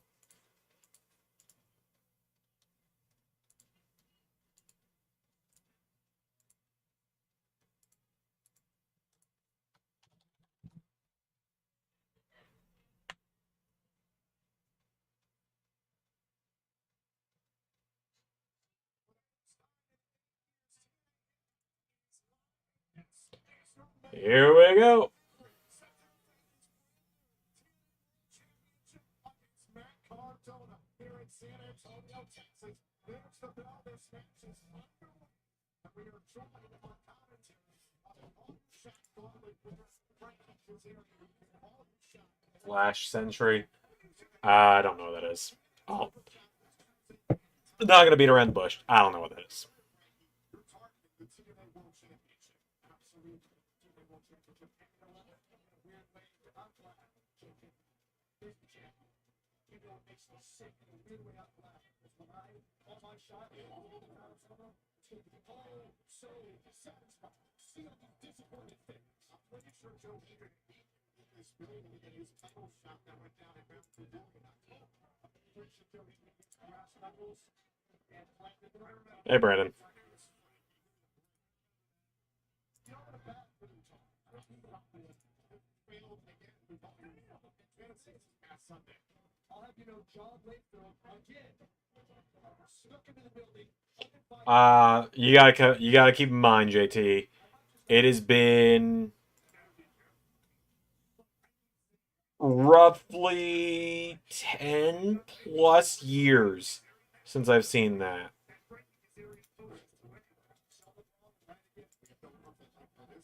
Well, it happens sometimes, Brandon. That's just kind of how it goes sometimes.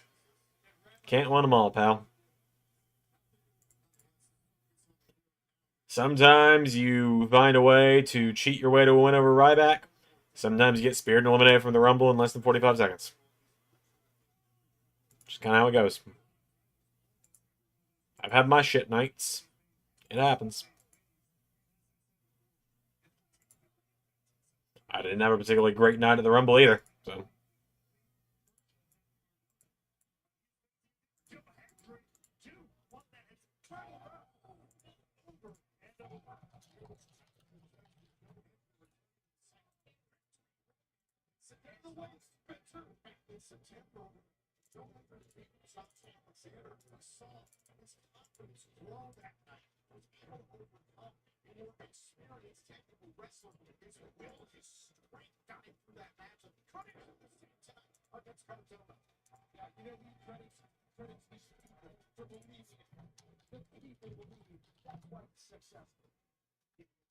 He's right. That's why he's TNA World Champion.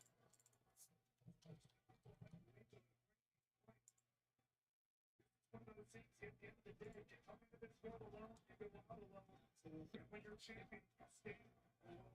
These people think they will turn on you.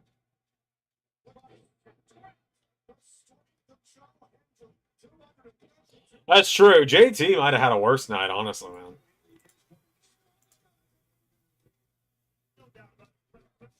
Like, he cost Arnold the U.S. title earlier tonight. It was like, oh man, here comes the guy that cost Arnold the U.S. title earlier tonight. He's full of swagger tonight. And then he got just absolutely rocked.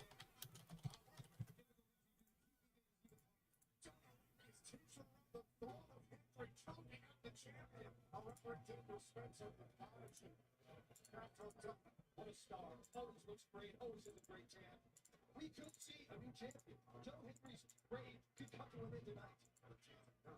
You want to get what you saw for the steps on top. Look at the raw strength of the TNA World Champion. Sarah John here for as well. Oh, now, never talk about TNA. Henry with another Cena call out there with the AA.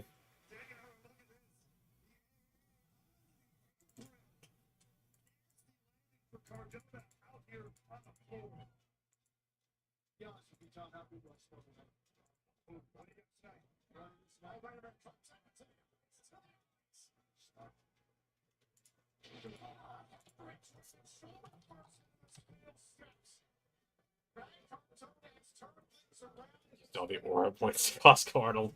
Fair enough. Fair enough.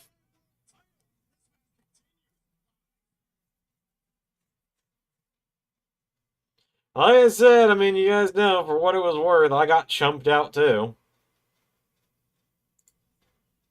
I didn't last long. Really? We can't just stay with it on camera? Okay, so I'm still getting the match, but from, like, an awkward angle with no audio.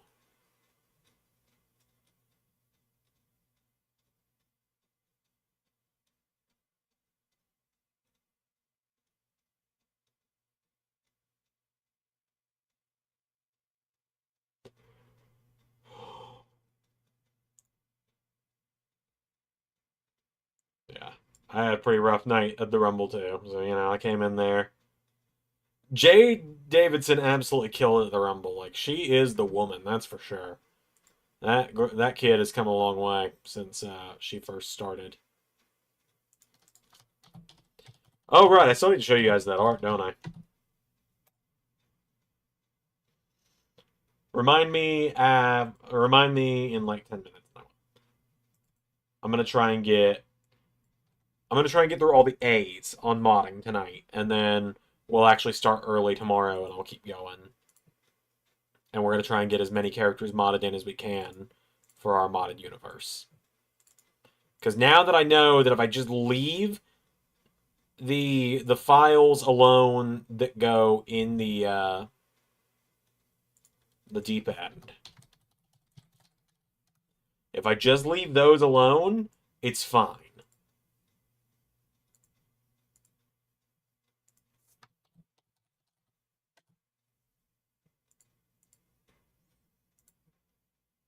Like, if I just leave the back-end files alone, it'll be alright.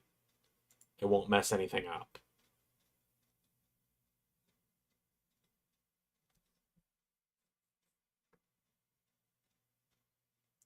It was entirely that I tried to be funny. Hey, I'm finding a quote. What happened? How far? Okay. Well, the show's almost over, Liam. I'm not going to recap 2 hours worth of stuff to you. I'm going to be honest with you. Like, the show has 10 minutes left. I'm not going to recap 2 hours worth of content here.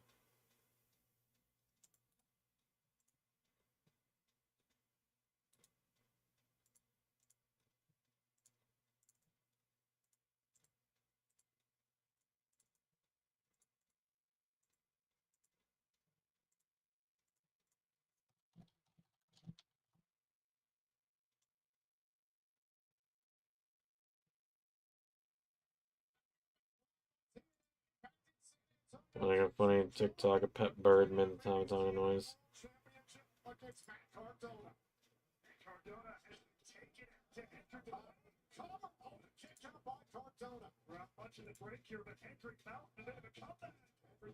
We're coming NXT and said, brother, I don't remember what happened on NXT. I got no recollection of what happened on NXT. I'm gonna be 100% real with you.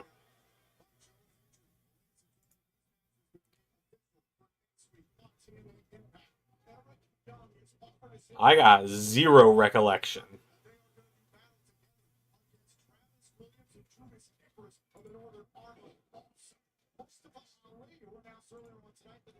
Signed with TNA Wrestling and is pursuing the TNA World Championship will be in action next week on TNA Impact. We are going to hear from the former TNA World Champion Nick Kevin as well, following his loss to Jim Henry at Genesis, and also Oh shit! Hold up.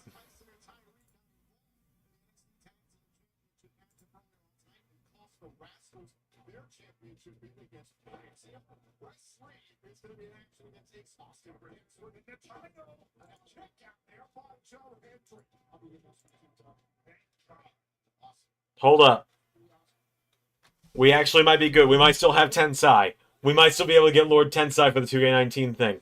I just had to disable my ad blocker.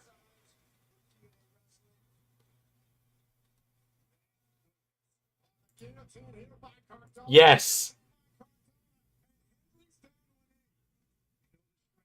Yes.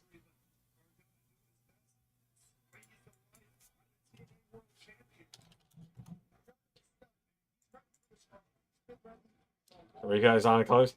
Brother, I'm going to be 100% real with you. I have never beat Sonic Colors.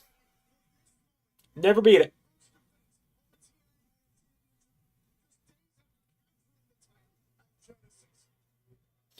I fell off of Sonic for a long time when I was a kid. My Sonic autism didn't fully develop until I became a full-grown adult. Like, legit. It did not fully develop until I became an adult. And I think it's because I was ashamed. Because everyone made fun of me in school for how much I liked Sonic. So I just stopped letting myself like Sonic. I kind of, when I got to high school, yeah. I'm gonna reach for the stars, although they look pretty far. Is a banger. You're absolutely right.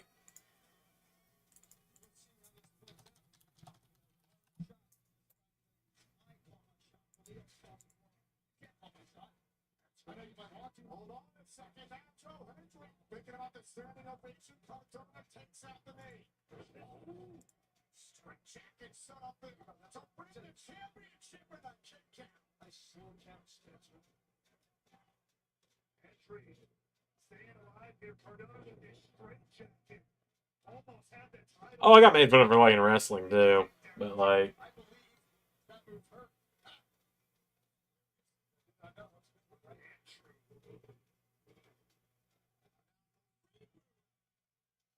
Oh, that's a great name for the broski boot.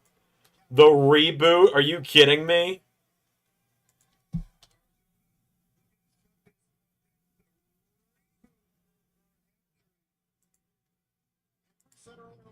The reboot is such a good name.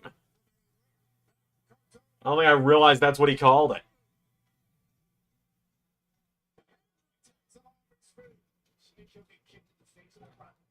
So much joy in my blood in a second. Taking power back. Cardona going right to the throat. Double tap. Nizzle drop kick there by Cardona. Oh, and a close range DDT by Cardona. Can he win the TNA World Title tonight? Yeah, I never got in fights in school. Never gotten any fights, really.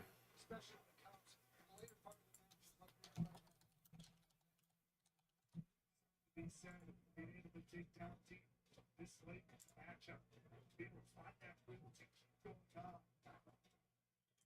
So Joe Hendry proved this past weekend at Genesis against Big Ben. And hold on, Cardona, I think he wanted radio silence. Cardona was going for Hendry, and he decked the referee instead. Oh, revs down.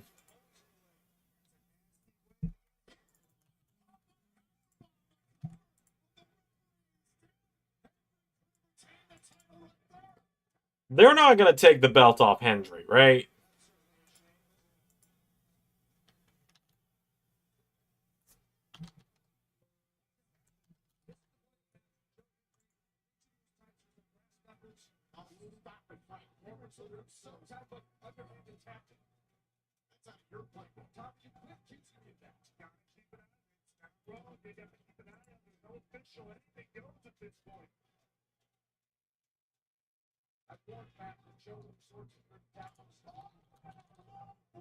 Oh, no.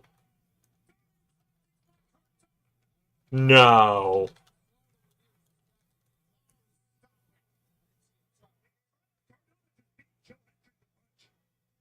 Joe had the chance to take advantage. The referee is still down. My monitor went out. The monitor go out. There was a blip. Yeah, there was an artifact in the screen. But either way, Cardona. Oh, no.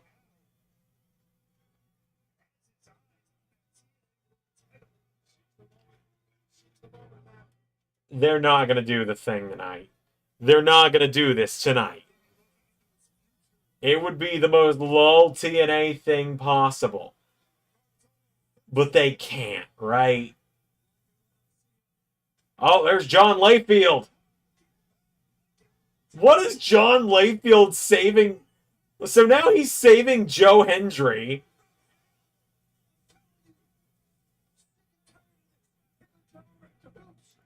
Are he and Joe gonna just be revealed to be in cahoots? It's entirely possible.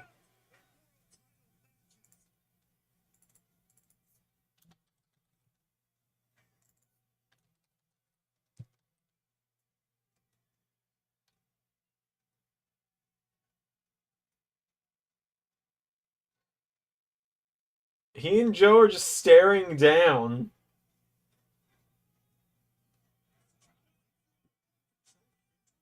Are they gonna do JBL versus Joe Hendry? They might. I mean,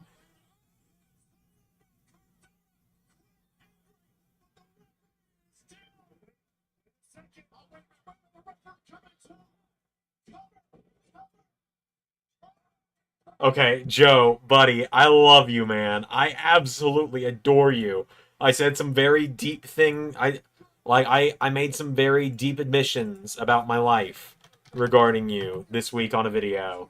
But like, you were laying there chin up staring at the referee.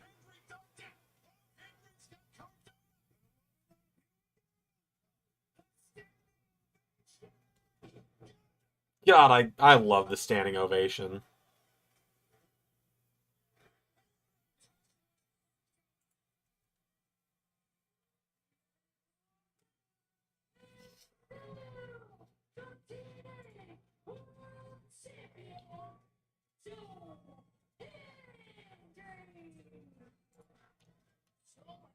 Successful in sports defense of the TNA World Championship was not without people. Why is John Bradshaw Layfield so involved in Joe Hendry's main event push? It's so fucking funny, but I also hate it. I do the standing ovation as a move. Because it's Joe's thing. Triple H is retired. I can do the pedigree. Everyone else does.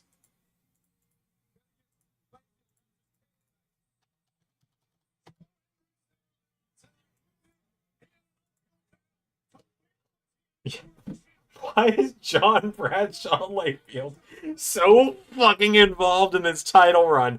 It's the funniest thing imaginable, right? It's the funniest thing. Oh, an error occurred. Are we still live or is it over? Okay, it's over.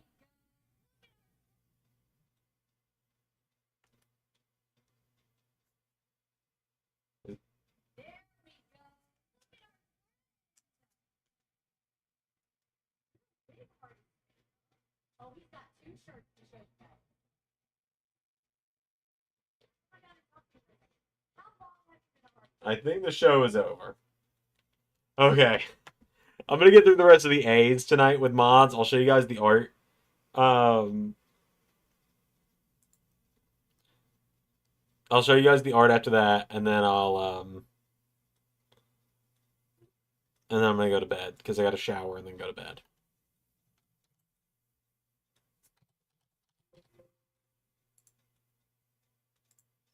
Because I did promise I would show what Jade Davidson looks like in the comics. Yeah, I'll get through the rest of the A's first.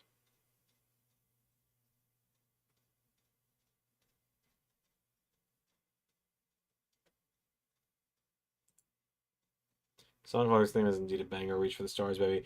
God, I loved Reach for the I loved when they did Reach for the Stars at Sonic Symphony as well. That was so good. Sonic Symphony, man, was just so good.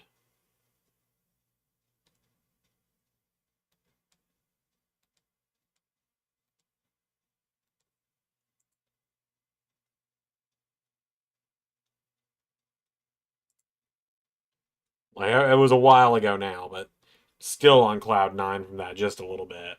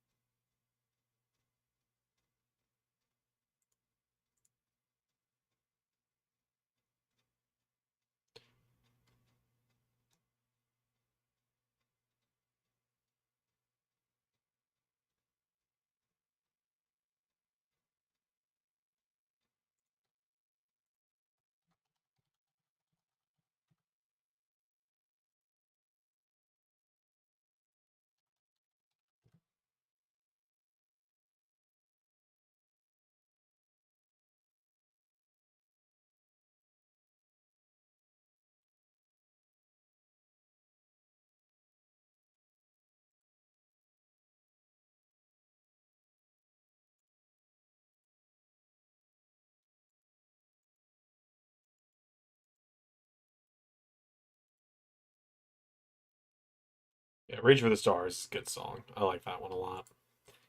Obviously, you know, it's for me, it's What I'm Made Of and Live and Learn are my two favorites.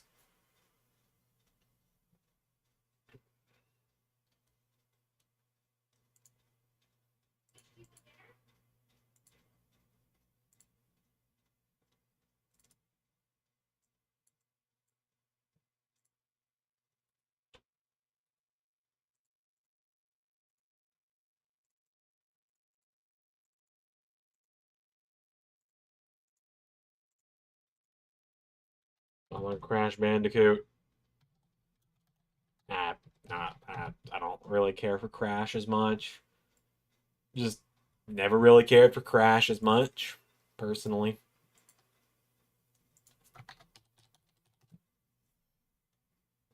I like Spyro just fine, though. Yeah, just not a Crash guy, personally.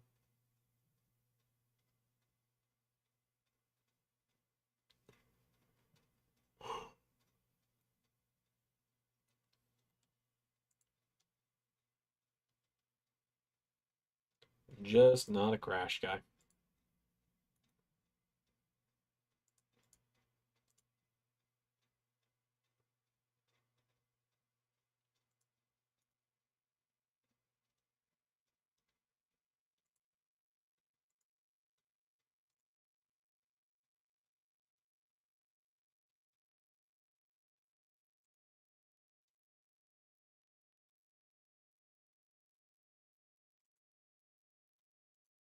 Good question, though.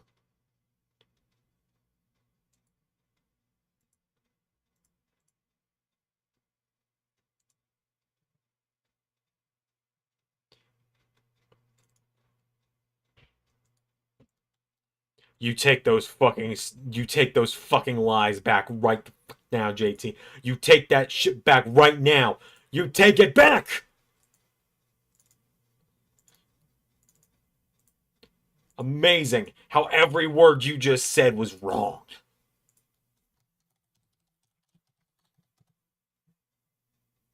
It's amazing how every word you just said was wrong. Take that shit back.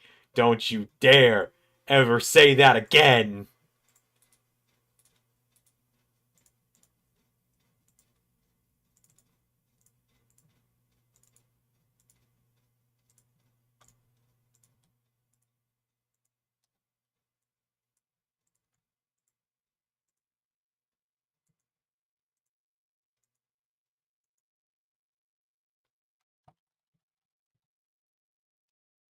Never, ever do I want to hear those words again. That blatant lie that I just heard there.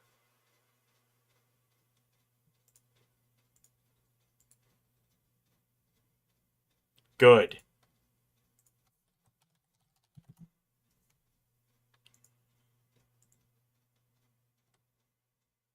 That's what I thought.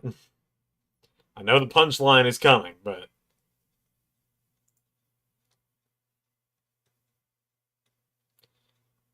you shut your filthy mouth. You shut your filthy mouth, JT.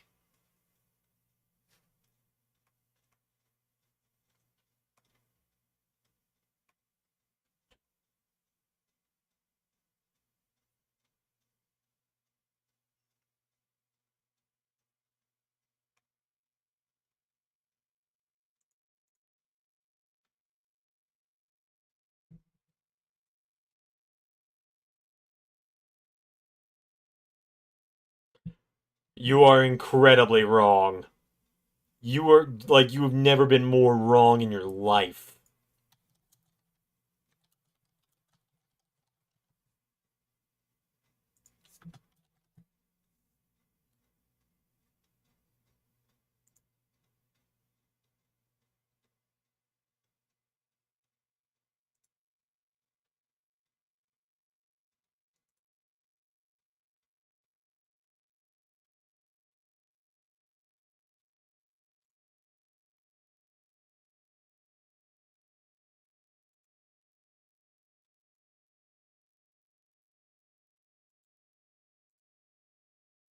Yes, JT. That's the question.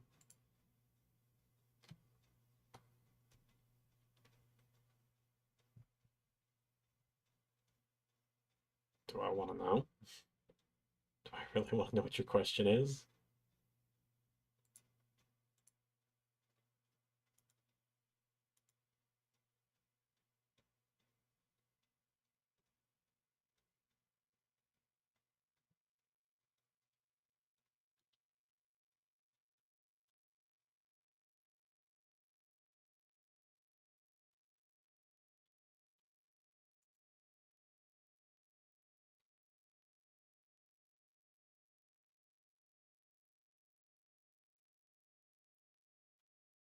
You always lie.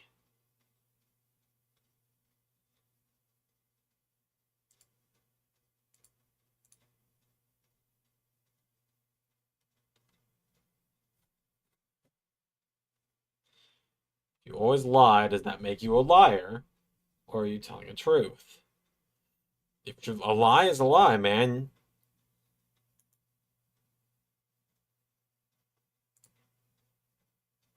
No matter which way you shape it up, you're lying. So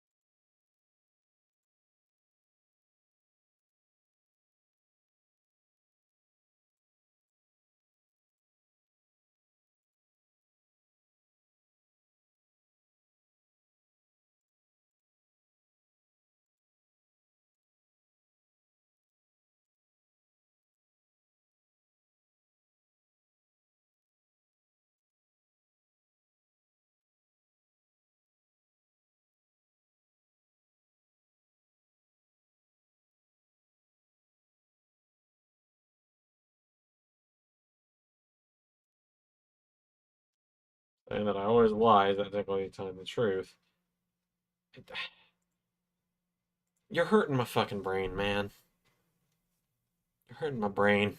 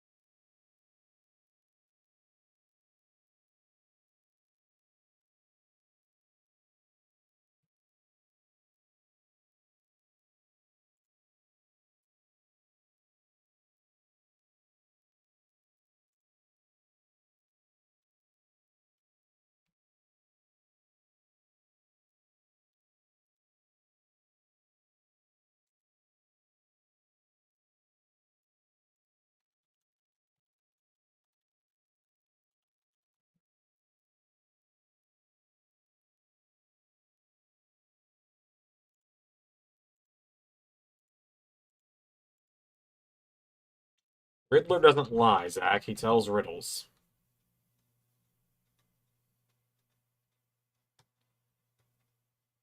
There's a difference.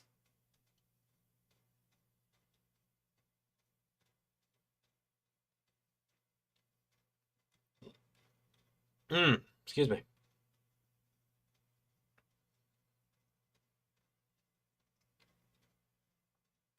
Sonic and MLP crossover. Oh god.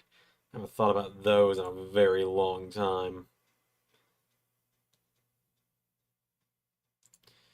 Yeah, guys, compared to Riddler, I'm far more partial to this guy.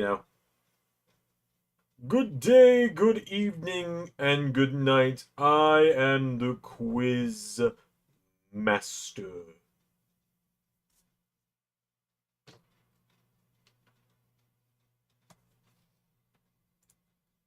He might piss me off a lot of the time, but still prefer him to the Riddler.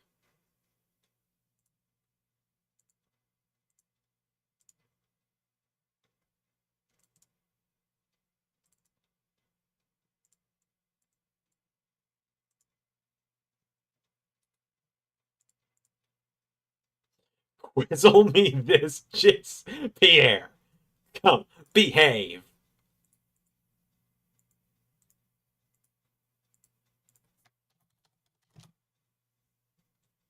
Behave.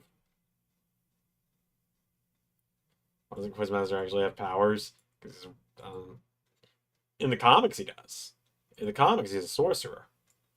But in the LS11 universe, nobody does. Well, except for Jade apparently has the fucking dark arts now, whatever that's about.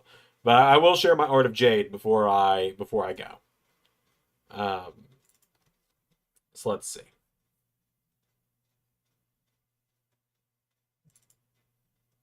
I want to show you guys her original attire first, if I can find it.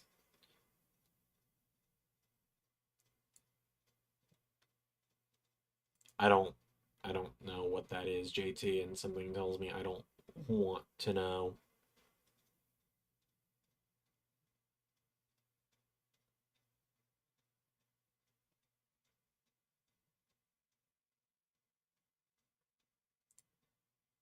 Like, something just tells me I don't want to know.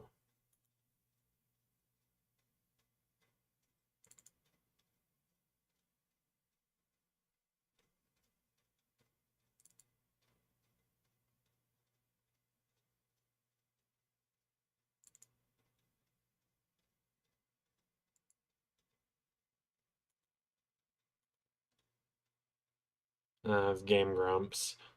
I can never trust you, JT. That's the issue, man. I can never trust you with this kind of stuff.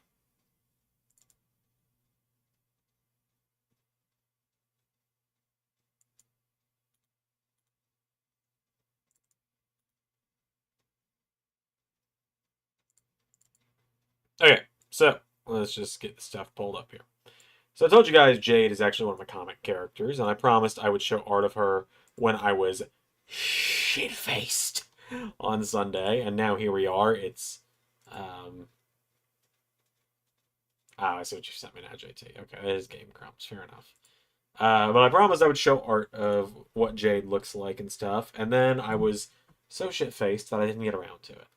So I'm talking about how she's gone through a lot of iterations. So for all of my characters, I kind of just have like a working file for each of them, where I got like a base outline that's got them just themselves, and then I can just do various attires for them from that same outline, because it's just an outline of them. Like, usually it's them, their body shape, their hair, their eyes, and like just a default expression, so I can keep going around. So like, here's why isn't Jade dating anyone in my comics?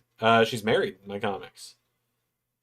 She's married. She's married. She's got a couple kids. She's a full adult in the comics. Like, Alex and I started writing her as well from the time she was a little kid, because her parents are characters too. Like, I've talked about this. You're gonna get me down an autistic rabbit hole tonight, JT. I hope you know this. You guys remember Nightingale from LSWF? You guys remember her? Nightingale at all? Yeah, that's Jade's mom. Nightingale's Jade's mom. I've mentioned that before, actually. Or Quizmaster and the Doctor at least gave, like, hints about it.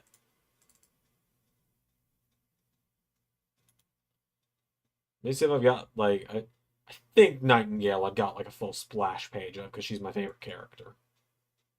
Like, she is by far my favorite character. She's cool. She's the one that's undergone probably the most change.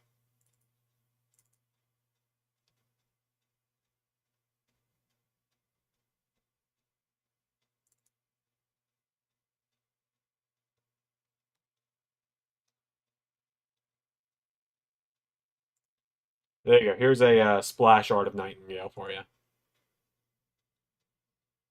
See, I actually do like full color pages and stuff sometimes. Um, but yeah, I'll show you guys real quick. Nightingale's gone through a lot of changes over the years. She is married to Jade's father, whose superhero name is the Thorn. Um,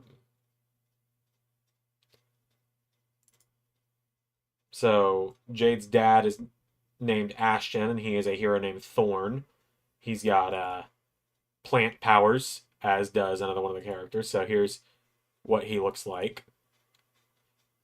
Created him before I looked like this, by the way. He's been around longer than I've had long hair. Like, no joke. This file was first created, does it say? I don't think it'll say, but he was created in 2018. He was created to look like that. I draw her ass like that. Because my art is a lot less safe for work than I am on YouTube. There's a reason why I switch back to my face cam. You'll understand when you see more female characters that I have a type. But yeah, here's what. Let me see if I got. Do I have just a casual outfit for him? Yes, this is where the dude I like frogs joke came from. So this is what he just normally looks like. Again, created him before I had the same kind of face shape. I mean, you can see he's got green eyes for what it's worth. He's a hippie. He's great. And so, but yeah, Danielle Nightingale has undergone probably the most change out of any character, I would say. Because, like, don't even finish that sentence, JT. Guilty as charged, Your Honor. My face is gonna be so red. So, like, just to kind of give you guys, because JT's got me autistic rambling now. This is what Danielle just naturally looks like as a character. Like I said, she's my favorite character. She's really cool. And she started. So, you guys remember when Alex talked about Felix a few months ago? When you guys asked her about Felix? So, here's Felix, real quick. This is what he looks like. He's called Raven, the one with the illusion and the magic powers because of his parents being in a cult. Show you guys what he just kind of casually looks like real quick. There you go. Quick little look at him here.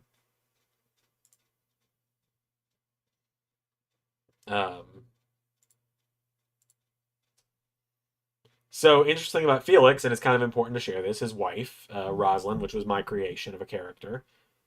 She's got the most renders out of any character. She was my original character from the comics that I made first. She has gone through many, many, many redesigns over the years. She has 21 renders. I think that's the most out of anyone. Actually, wait, no. Because there's also an alternate universe version of her. She's got 25, counting her alternate universe. But let's see.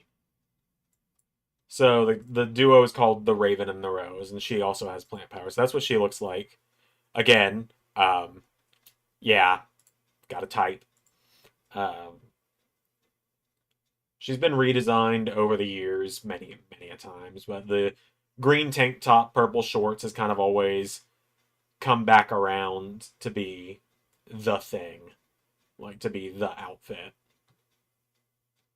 But originally, Ashton and Danielle, Thorn and Nightingale, were just an alternate universe of Rosalind and Felix where they had each other's powers. So literally, and then it got evolved over the years to they existed in the main universe always. And Rosalind and Danielle got retconned to be just siblings instead. And Danielle's powers got shifted from originally it was she was just female. She was just Rosalind from another universe, but blonde with Felix's illusion and magic. Then it became and let's see, and then this was no, that wasn't her attire. Do I even have? I'll have to go to the old renders, I think. Hold on. Do I still have the old render of what she looked like when she was known as the Lady Raven? I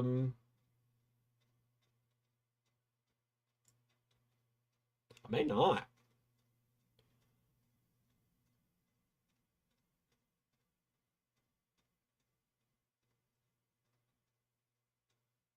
was a very basic attire, but do I really not? I swear I drew it. It would have been years ago that I drew it, but I've drawn it.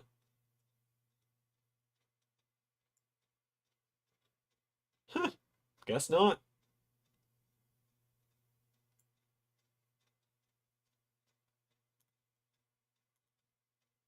Anyway, it was a very basic suit. It was essentially slavery based off of actual Raven. No, not at all. She was essentially Felix's costume, gender swapped. Um, Except for it was more like Black Widow tactical suit with like the vest from Infinity War, but it was but the vest was brown instead of green. Anyways, right. And so then when she got changed to be Nightingale, keeping the same powers, this was what her costume. This is the original Nightingale costume. I do still like this one a lot. With like the Nightingale across her chest and stuff. Very Mortal Kombat Ninja inspired before it became the purple one instead. And I like the purple because it separated her a little bit more from the other characters.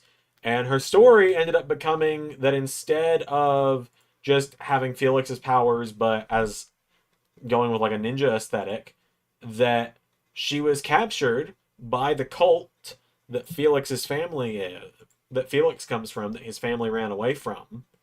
She was captured by them and used as a sacrifice, and then essentially became like a warlock from D&D, where you've got like a deity or a demon that brings you back or makes some kind of deal with you in exchange.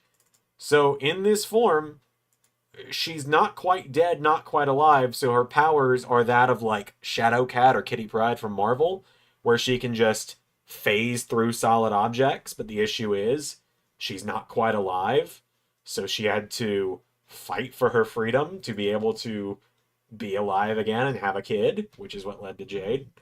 And then just because I think this one's really cool, this is her alternate version of the Nightingale suit from another branch of the multiverse. Hey, Rule 34, that is porn, JT. Rule 63 is gender swapped, and yes, he does. That would be Felicity, which is Alex's favorite character. And I also adore Felicity. So there is Rule 63 at Felix, who also has just become a canon character instead. And instead of just being Felix with female powers, she has ice powers and is like the tech guru of the team. So that is what she looks like now in her redesigned form. And Alex, heavily involved in the design here before anyone thinks that Xander was just being pervy with the costume design. Alex was heavily involved in the designs. Roslyn also had a Rule 63 male form that ended up just becoming retconned into the story as her older brother instead, and his name was Ross, or is Ross, actually. And so there he is. And again, any similar appearances to me are completely coincidental. All white men with brunette hair and beards look alike. And he has no powers. He is a secret agent. And that is it. And in fact, this is actually pretty similar to what the Lady Raven outfit looks like. It's very Avengers 1 Hawkeye inspired, because I love Hawkeye.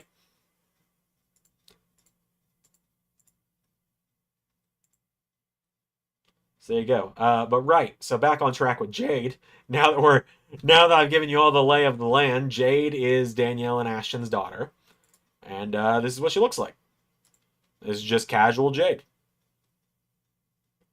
The purple streak is more of a comics thing. She doesn't have it anymore. It was a very much first introduction of her thing, and she was originally what's he look like without a shirt? Do you actually want to know? Because I actually did draw him without a shirt once. I feel like you were joking, but I just happened to have a render of him without one. There you go. People are learning a lot about me right now. But yeah, so there's Jade. Like I said, the purple streak and stuff was an early comics thing. We're currently rewriting a lot of stuff, which is why stuff has changed. Because originally her name was just Starling, And her power was flight, and so this was her attire. And I do still love it. I do still like this outfit. I think it's very cute, like very cutesy, very modest, and it's got like the start of Danielle's outfit. And when you put her and Danielle's original outfits side by side, and Alex pointed this out as well, when you put the two of them side by side, you can see how inspired she is by her mother's old suit. So let me put them side by side for you real quick here, and you can see what I mean. So like you can see, they're very heavily inspired by one another side by side, and that's kind of the case for all of the kid characters and their parents. Give her the outfit as his Animania attire. I don't know, maybe, but yeah, no. Like, do I? So, like, you guys remember she was introduced to LAW or LSWF as Starlight in the circus. That's genuinely an attire she's worn in the comic as well. There is no like actual comic right now. It's all written out. I need to draw it eventually. But like she actually was Starlight in the comics at one point, where she and her best friend, which is Blackout Gabriella Bennett, were brainwashed by Quizmaster into being part of the circus. So this was what her LSWF debut attire was inspired by when she was working for Quiz Queen. But in the redesign of Jade for the rewrite, where she now is rewritten a little bit, because she also does have. Do I have a drawing of her? Yes, I do. Because in another dimension, because multiverse and stuff. In another dimension where she has Danielle's phasing powers and stuff, she's called Ghost, and her attire is very Danny Phantom inspired. So this is a alternate universe Jade real quick. Just so you guys can see. Pixie cut and stuff, just because I thought it was different. I like Ghost a lot. We don't bring Ghost in for stuff very often, but I do like her. But I do have a full splash art of Jade in her redesigned form. So I will show that real quick. In fact, I've got splash arts of a lot of characters I didn't realize I had them for. So, quick one here. Here's a Rosalind splash art for you. A little bit more realistic. And her reboot / redesign suit real quick from the more recent stuff we're doing. Essentially, just for reference here, it's like the pre-having 2 kids suit and then post-having 2 kids suit. So, there you go. But, yeah. So now in the reboot, the restart, Jade has new powers. She can still fly, but when Danielle was killed and sacrificed, she was sliced open with a ceremonial blade, like across the stomach. And when she was brought back from the dead by Felix, who helped bring her back from the dead, he had to use magic to bring her back from the dead, and all of that magic got trapped inside of her. So when Jade was born, all of that magic was pushed out into Jade, and so Jade, this isn't her super suit from the new rewrite, but she works as a stage magician inspired by Zatanna from DC, and so this is her magician outfit from the rewrites recently, where she is the star of the show, as she calls herself. So there you go. That's I gotten rid of the purple streak and stuff in there, but still very purple inspired outfit and stuff. I really like this outfit. I'm really proud of that. And then now you guys can actually see what the Sorceress Jade Davidson is supposed to look like without the restrictions of WWE 2K. Probably one of the best drawings I've ever done, not gonna lie. Very proud of it. She's really cool. I really like her a lot. Like, very cool character. Very happy, like very proud of this art specifically. I've worked hard on it. It's very inspired by Loki, obviously. It's very Loki inspired. It's inspired a little bit from Tharja from Fire Emblem with the cape and the crown and the book and stuff, and wearing the net under the suit. I really like Jade a lot. She's really cool. And like, I won't. Let's see. Do I have it pulled up? Yeah, I'm glad you like it. But like, a while back I started doing. Actually, I've got the physical ones somewhere. Are they close enough by where I could pull them out? I don't see it immediately. Doesn't mean it's not nearby. There was a point in time where I was doing like Shield profiles essentially, because like all this stuff started as Marvel fan fiction. Let's just be real. They all started as Marvel OCs. That's why I've not published anything.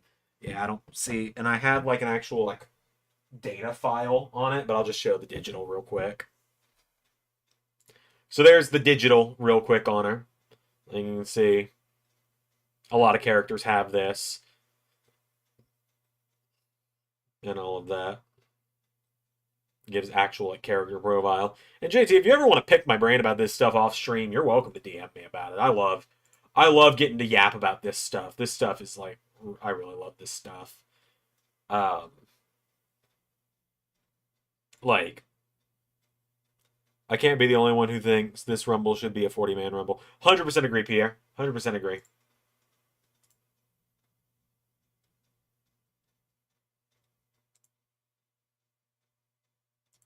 But let's see.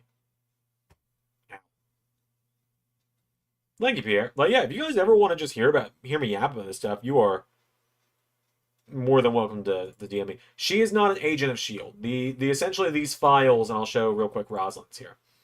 Like these files are like Shield's database on them of like keeping track of these characters to be like, this is what we need to know about them, you know. You can see like Dimension 616 for Rosalind there, because that was pre-reboot. And then if you noticed with Jade, can't show that one.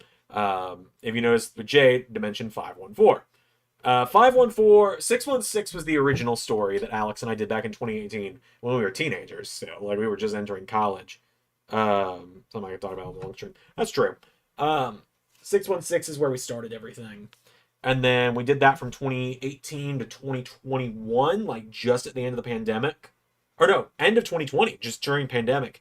Then in the pandemic, we rebooted and restarted one more time, and now here we are. And we chose 514 because at the time, we chose 514 as the dimension name because Marvel has all the dimension numbers. And 514, if you go to if you put that on a calendar, would be May 14th. And if you're thinking, well, Xander, what's important about May 14th? Well, if you go to any of my social medias or anything, and you go to May of 2022, and you look at, let's see, am I showing anything inappropriate here? No, we're good. And you look at May 14th, 2022, the dimension is named after the date that I proposed to Alex on, since it's a big, like, combined project with the two of us.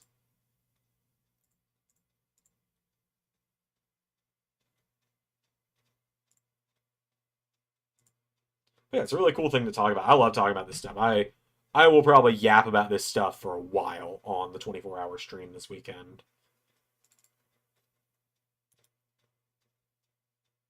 Let's see, do I have anything older to share here? And then, like, something that I think is really cool that I'm really proud of is, like, also, if you guys have ever wondered, let me pull it up here. How do I choose powers? Alex and I just talk about it a lot. We talk deeply about it. But, like, all of the heroes, you notice, had, like, super suit and then just picture. This is what it looks like this is what goes on a villain's file, is their mugshot. So, proud of how those turn out as well. And what's really funny is when you look at characters from this stuff that I do, you'll notice LAW characters sometimes in there. And I'll show just real quick a couple of others that you guys might recognize from LAW, such as Gabriella Bennett. I'll show her off real quick because I don't want to go to bed yet, quite honestly. It was only made me think of the name Jade Davidson, or was it an Alex creation? I created it. I really like the name Jade. I think Jade's just a really pretty name. And Davidson was already Ashton's last name, so that's his daughter, so there you go. A lot of it is we use the website Fantasy Name Generator, and it came about because I really like the Stan Lee alliteration for characters. I genuinely do. There's plenty of times where I've had hard times choosing powers, man. They're too many to count. It's like, there's a lot of times where we would go to Fantasy Name Generator, and that's how we'd create character names. Because we really liked the alliterative Stan Lee names. You know, Peter Parker, Bruce Banner, Reed Richards, Sue Storm, Victor Vaughn Doom, J. Jonah Jameson, Fin Fang Foom, so on and so forth. And so there's Rosalind Renee is her maiden name. Felix Finch, Felicity Fieldfair, Danielle Davidson when she gets married. For a lot of the Gen 1 characters. Are there any others? I think it's just them. Because it's Ashton Davidson is his name, and she was Danielle Renee and then married to become Davidson. Yeah, because Jade, when she gets married, becomes Jade White. Yeah, it's sometimes personality as well, yeah. But yeah, I'll talk about Gabriella Bennett real quick. She's one of the rare characters that doesn't have powers. She, heavy influences from someone you might very quickly pick up on. Given her last name is Bennett. Her last name is Bennett, and she looks like this. You might pick up on the reference a little bit to her brutality and all that. Jade White, CJ. You see what I did there? Because I don't see what I did there. But Gabriella is her full name. It's where the name Gabriella Bennett came from. Yeah, the resemblance. I was a little on the nose with that one, but Alex really liked it. Gabriella Bennett has no powers. She's just Jade's high school best friend.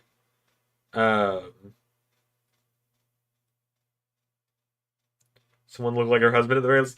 No. No. No. Gabriella Bennett does not have any powers. Instead, she is just a very skilled martial artist.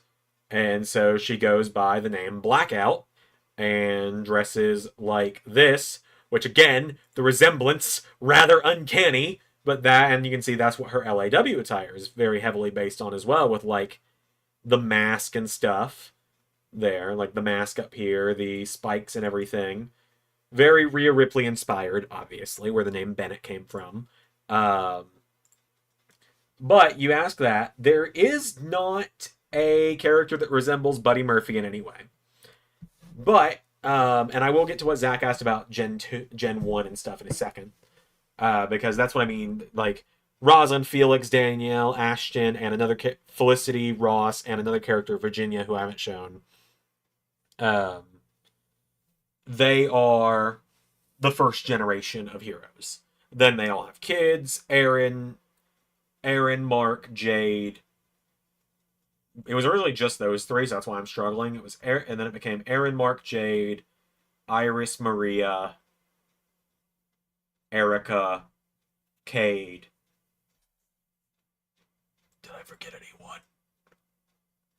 On the hero side, at least. Did I forget anyone?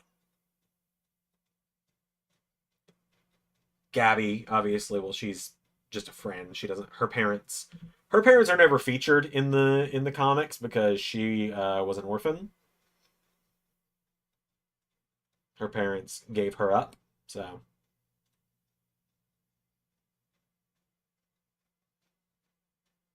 But so Zach asks what the inspiration for Blackstone was. Yeah, she actually is part of this too. Eliza Blackstone was a comic character first. So, sort of. There's a lot of lore behind Eliza as a character. Too much to really get into. But she is a character. She's not exactly, before JT jumps here, she's not Rule 63 Xander by any means. She's just a stand-in for when I need a female character for something that I can speak through my own voice with. How do I think of backstory? I just do. It's just cool stuff. I have a million and one ideas. Yeah, I can give you some Blackstone lore here. But yeah, Eliza, originally, she's just kind of used by me as like a stand-in for stuff. I meant Alex Hammerstone. You mean Alex Blackstone? Yes, good question there as well. I will get to that in a minute. He was created specifically as a wrestler. He's not from the comics. Alexander Blackstone was specifically created to give Eliza someone to bounce off of as a male. I thought she was based off my little sister. That's an awkward topic. I don't really have a little sister in real life. I've talked about that a lot. Eliza is not real. Like, Eliza's not actually real. I don't talk about this often because, like, it's kind of sad and I don't like talking about it. Never really had a little sister. I did, but she was, she didn't live long, so I don't talk about it. Long story short there. And her name was not Eliza. So Eliza was just my creation when Alex and I were writing stories. There was a point in time where there was a story series Alex and I wrote a lot where we were jumping through the multiverse as ourselves.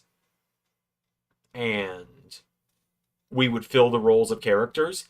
And Eliza was the stand-in because there's really no female version of Xander. So Eliza was the stand-in whenever I would take on the role of a female character, whereas Alex just is a gender-neutral name, so Alex is just Alex. Like, call a spade, will ya? Like, call a spade here. I'll show it. Like, call a spade here. Alex, it's not hard. It's not a hard 180 to make.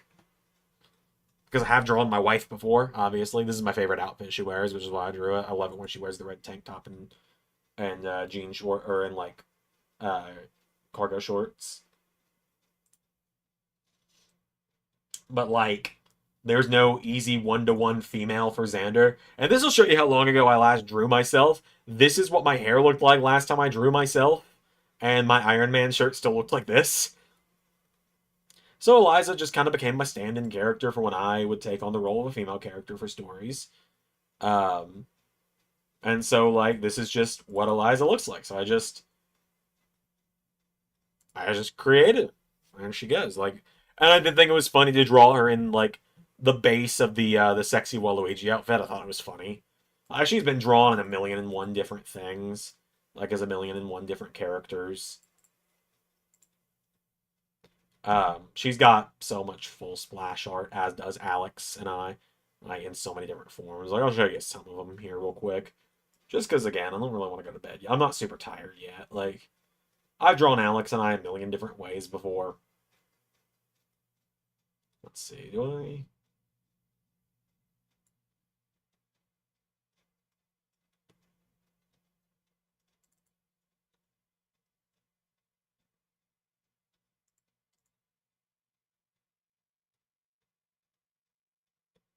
Let's see. Oh, that's that. I don't like that one. That one's too old.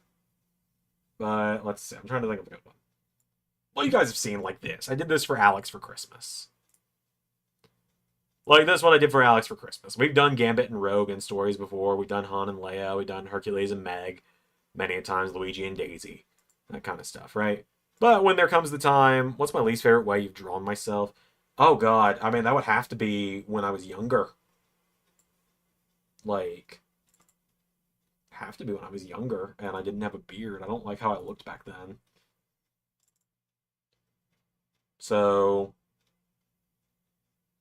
probably the original LS11 logo, actually, where I don't like that logo. I hate that logo. I loathe the original LS11 Universe logo. Like, let's talk about that for a minute. Just while it's on my mind. I hate that logo. Do I still even have it, or did I just wipe it from the face of existence? I mean, it's on... No, it's not even on the trophy. Thank God. No one ever had to get a trophy with that logo on it. Yeah, this. I hate this drawing of myself. I hate it. It was before I got really good at drawing as well. I just hate this drawing. I keep it for, like, looking back on purposes, but I hate it so much. Like, this is a drawing of me with no beard. I like this drawing of me dressed as Cloud Strife fighting Sephiroth in a lightning storm a lot more. I need to revamp that one day. Like, I need to revamp that drawing one day. I really do. I like that drawing a lot. Well, let's see. But yeah, no, just because it's on my mind. Like, I'll show you guys a little Alex and Eliza, like, a Rule 63 drawing real quick, because Eliza just is Rule 63 Xander. Okay, here we go. Alex's favorite DC character is Catwoman. My favorite is Batman.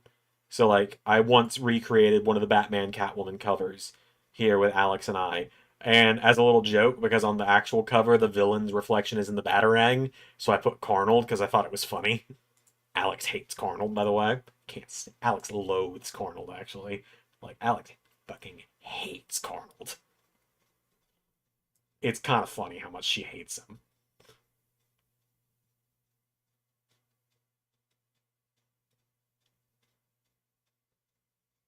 Like, it's actually kind of funny how much Alex hates Carnold.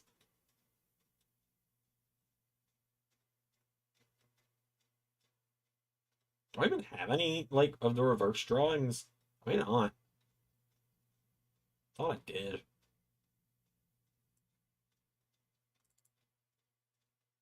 Yeah, you and Alex. You're the number one Carnold haters, and that's pretty much it.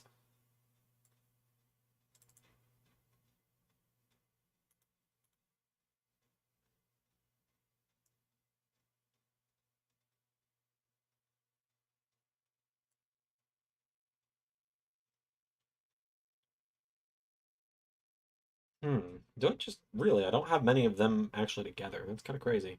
Wait, Alex is a GM for LAW. It'd be funny, but I don't think she'd be down for it. I really don't.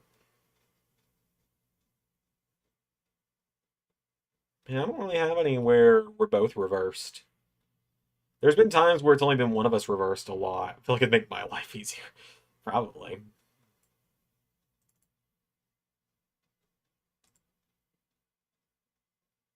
I don't want to show that one. I don't like that one as much anymore.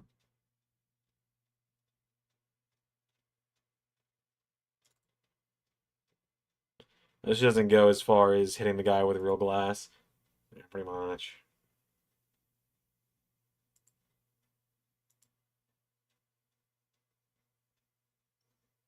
Yeah, I don't have any where it's the other way around. I thought I did. Or I don't have many. And the ones I do have, I don't like enough to show.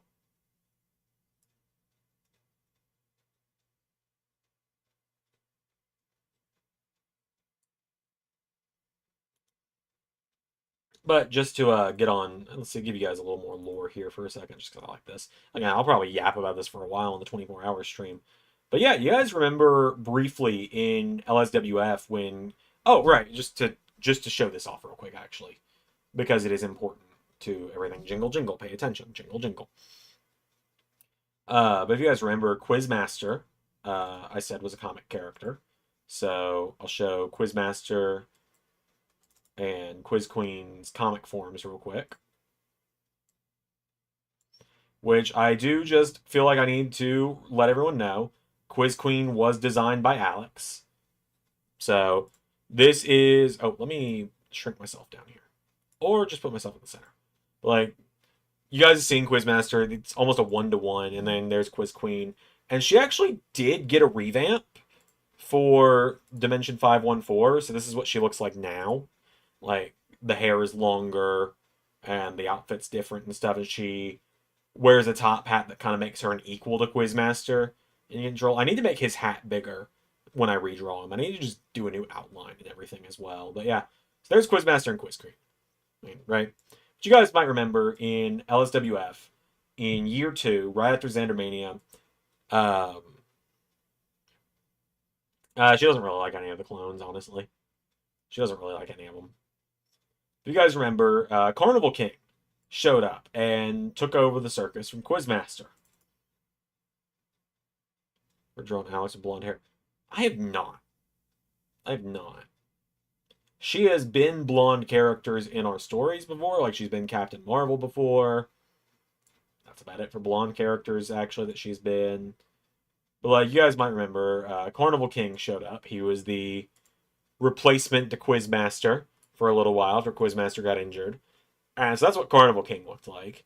And Carnival King and LSWF revealed the Mistress, which ended up being Jaden for a time. Well, at one point in time, originally, that ended up being Eliza Blackstone, as we now know her. Because if Quizmaster and Quiz Queen are meant to look like Alex and I, then naturally their inverses would look like male Alex, female me. So there was at one point known as the Quiz Mistress, then she took on the name the Showstopper. And you can very much see early LSWF Eliza Blackstone in here, like almost 1-to-1. Like, hold on a second. I'll pull up her old render and you'll see exactly what I mean.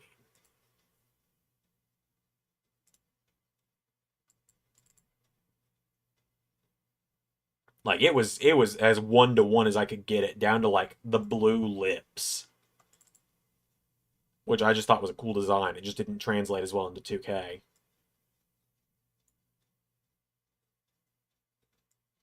I think she was called Showstopper, Eliza Blackstone, as her full name. Hips don't lie. That was an Alex choice, by the way, for Eliza to have hips like that. Just 100% an Alex choice on that one, and I was just like, all right, we'll go with it. All right, I don't have her face forward render. I thought I did, but I guess I don't. But like,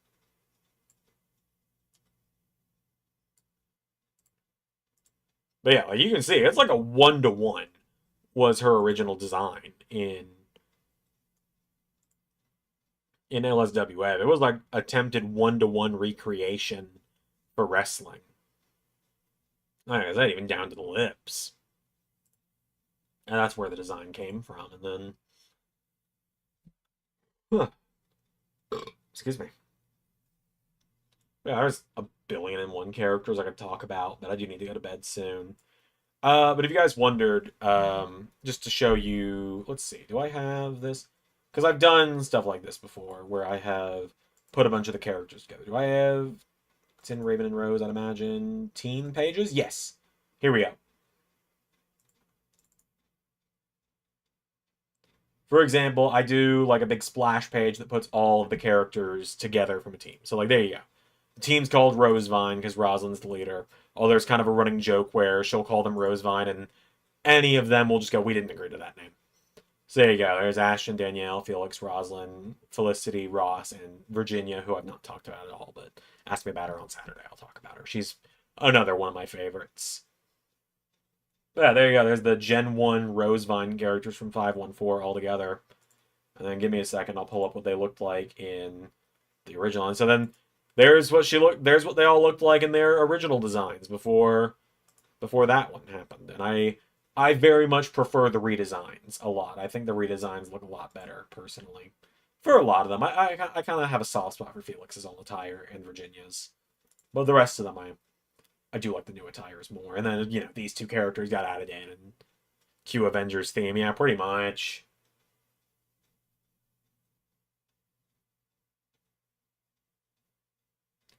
Pretty much.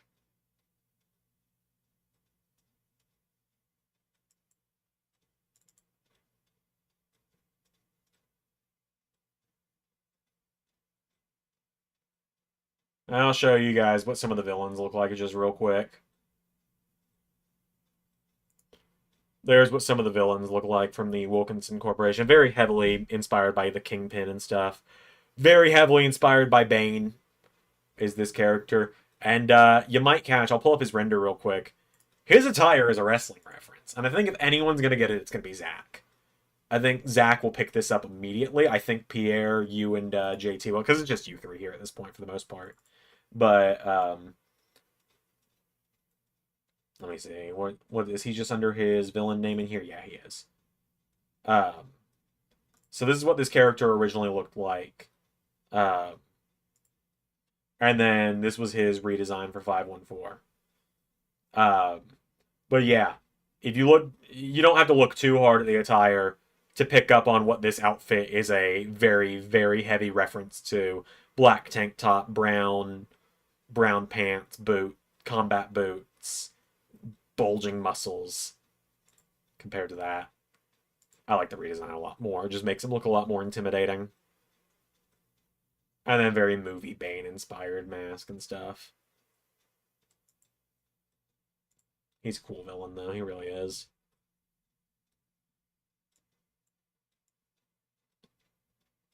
So he's very heavily inspired. So he is very heavily inspired by Bane power set wise. He uses a yes, Zach nailed it. He's very heavily inspired. His outfit is 1-to-1 Braun Strowman's old Wyatt family outfit, the black top, brown pants. And if you look closely, I even shaded it in a way where it's got the fucking original Braun piss stains here, just because I thought it was funny. And Alex has never mentioned it.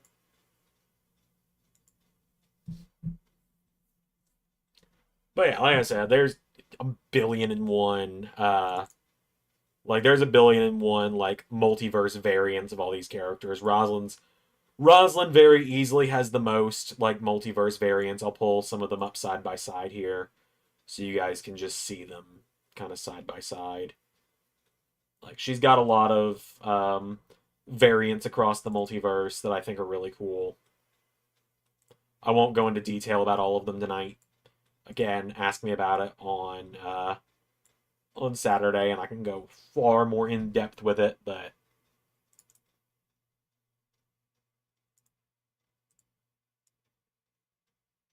show off just some of the highlights here real quick.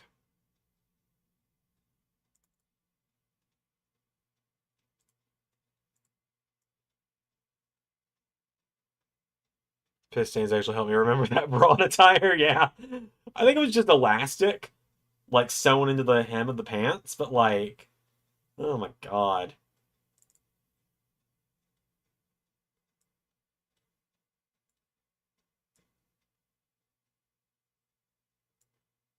Thoughts on cut the cord? I don't know what that is. But yeah, there you go. I'll show you. Here's just some of the many Roslins of the multiverse for you, real quick.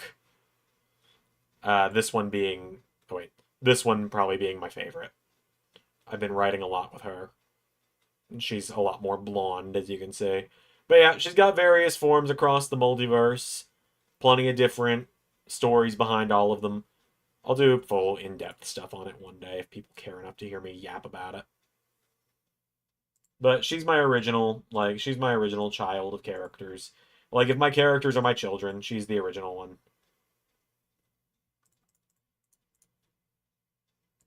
So you always have a soft spot for your first character.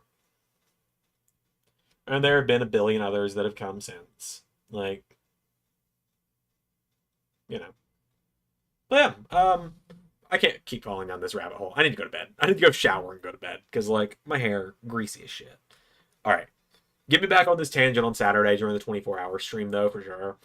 Tomorrow I've gotta get these mods installed so we can do the big modded universe on Saturday. Yeah, I really enjoyed getting to talk about that. That was really cool. Um, really enjoyed that you guys actually enjoyed hearing about it as well because there's so many characters to all of this, and Alex and I are actually about to pick up writing the second generation of Dimension 514, which is where Sorceress Jade comes in, where the attire that you guys see her in LAW comes from. So I'm very excited about that because I've been waiting for like a year and a half, maybe 2 years to do that. We've been on a hiatus from doing comic book related stuff for a little over a year now, I think, maybe. It hasn't even been that long. I'm gonna be honest. I don't know. Oh yeah, it was a very fun way to close out stream. And like I said, I'm glad you guys were enjoying it as well. God, I just need to know how long ago was it that Alex and I were writing this stuff? When did we finish up on Generation 1 for 514? Because we've been doing just like the multiverse traveling shenanigans stuff as a way to distract ourselves from that for a while now. And it was only supposed to be like a month-long thing, but I'm all the way back in August right now, and we're still going. But we've had like months at a time where we haven't written much. So, but in all fairness, Alex is finishing grad school, so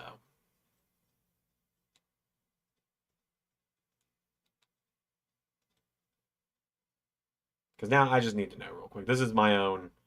This is my own. Just need to answer this question real quick. Let's see, we're in July.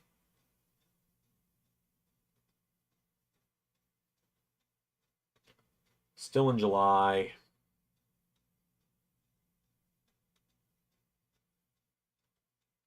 Jeez, really? It's been over half a year since we last wrote this stuff. Okay, okay. We finished up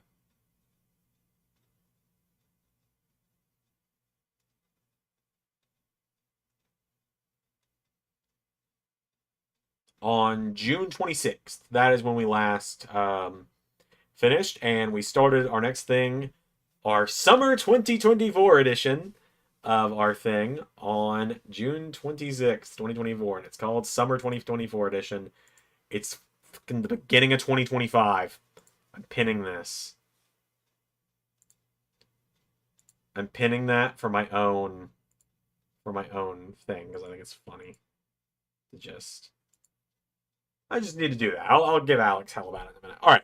See you guys tomorrow for SmackDown. I am going to still do SmackDown tomorrow. I'm just going to have to go to bed right afterwards. That's not too long ago. That's a lifetime for me, man. That was a full job ago. I quit my old job in that time.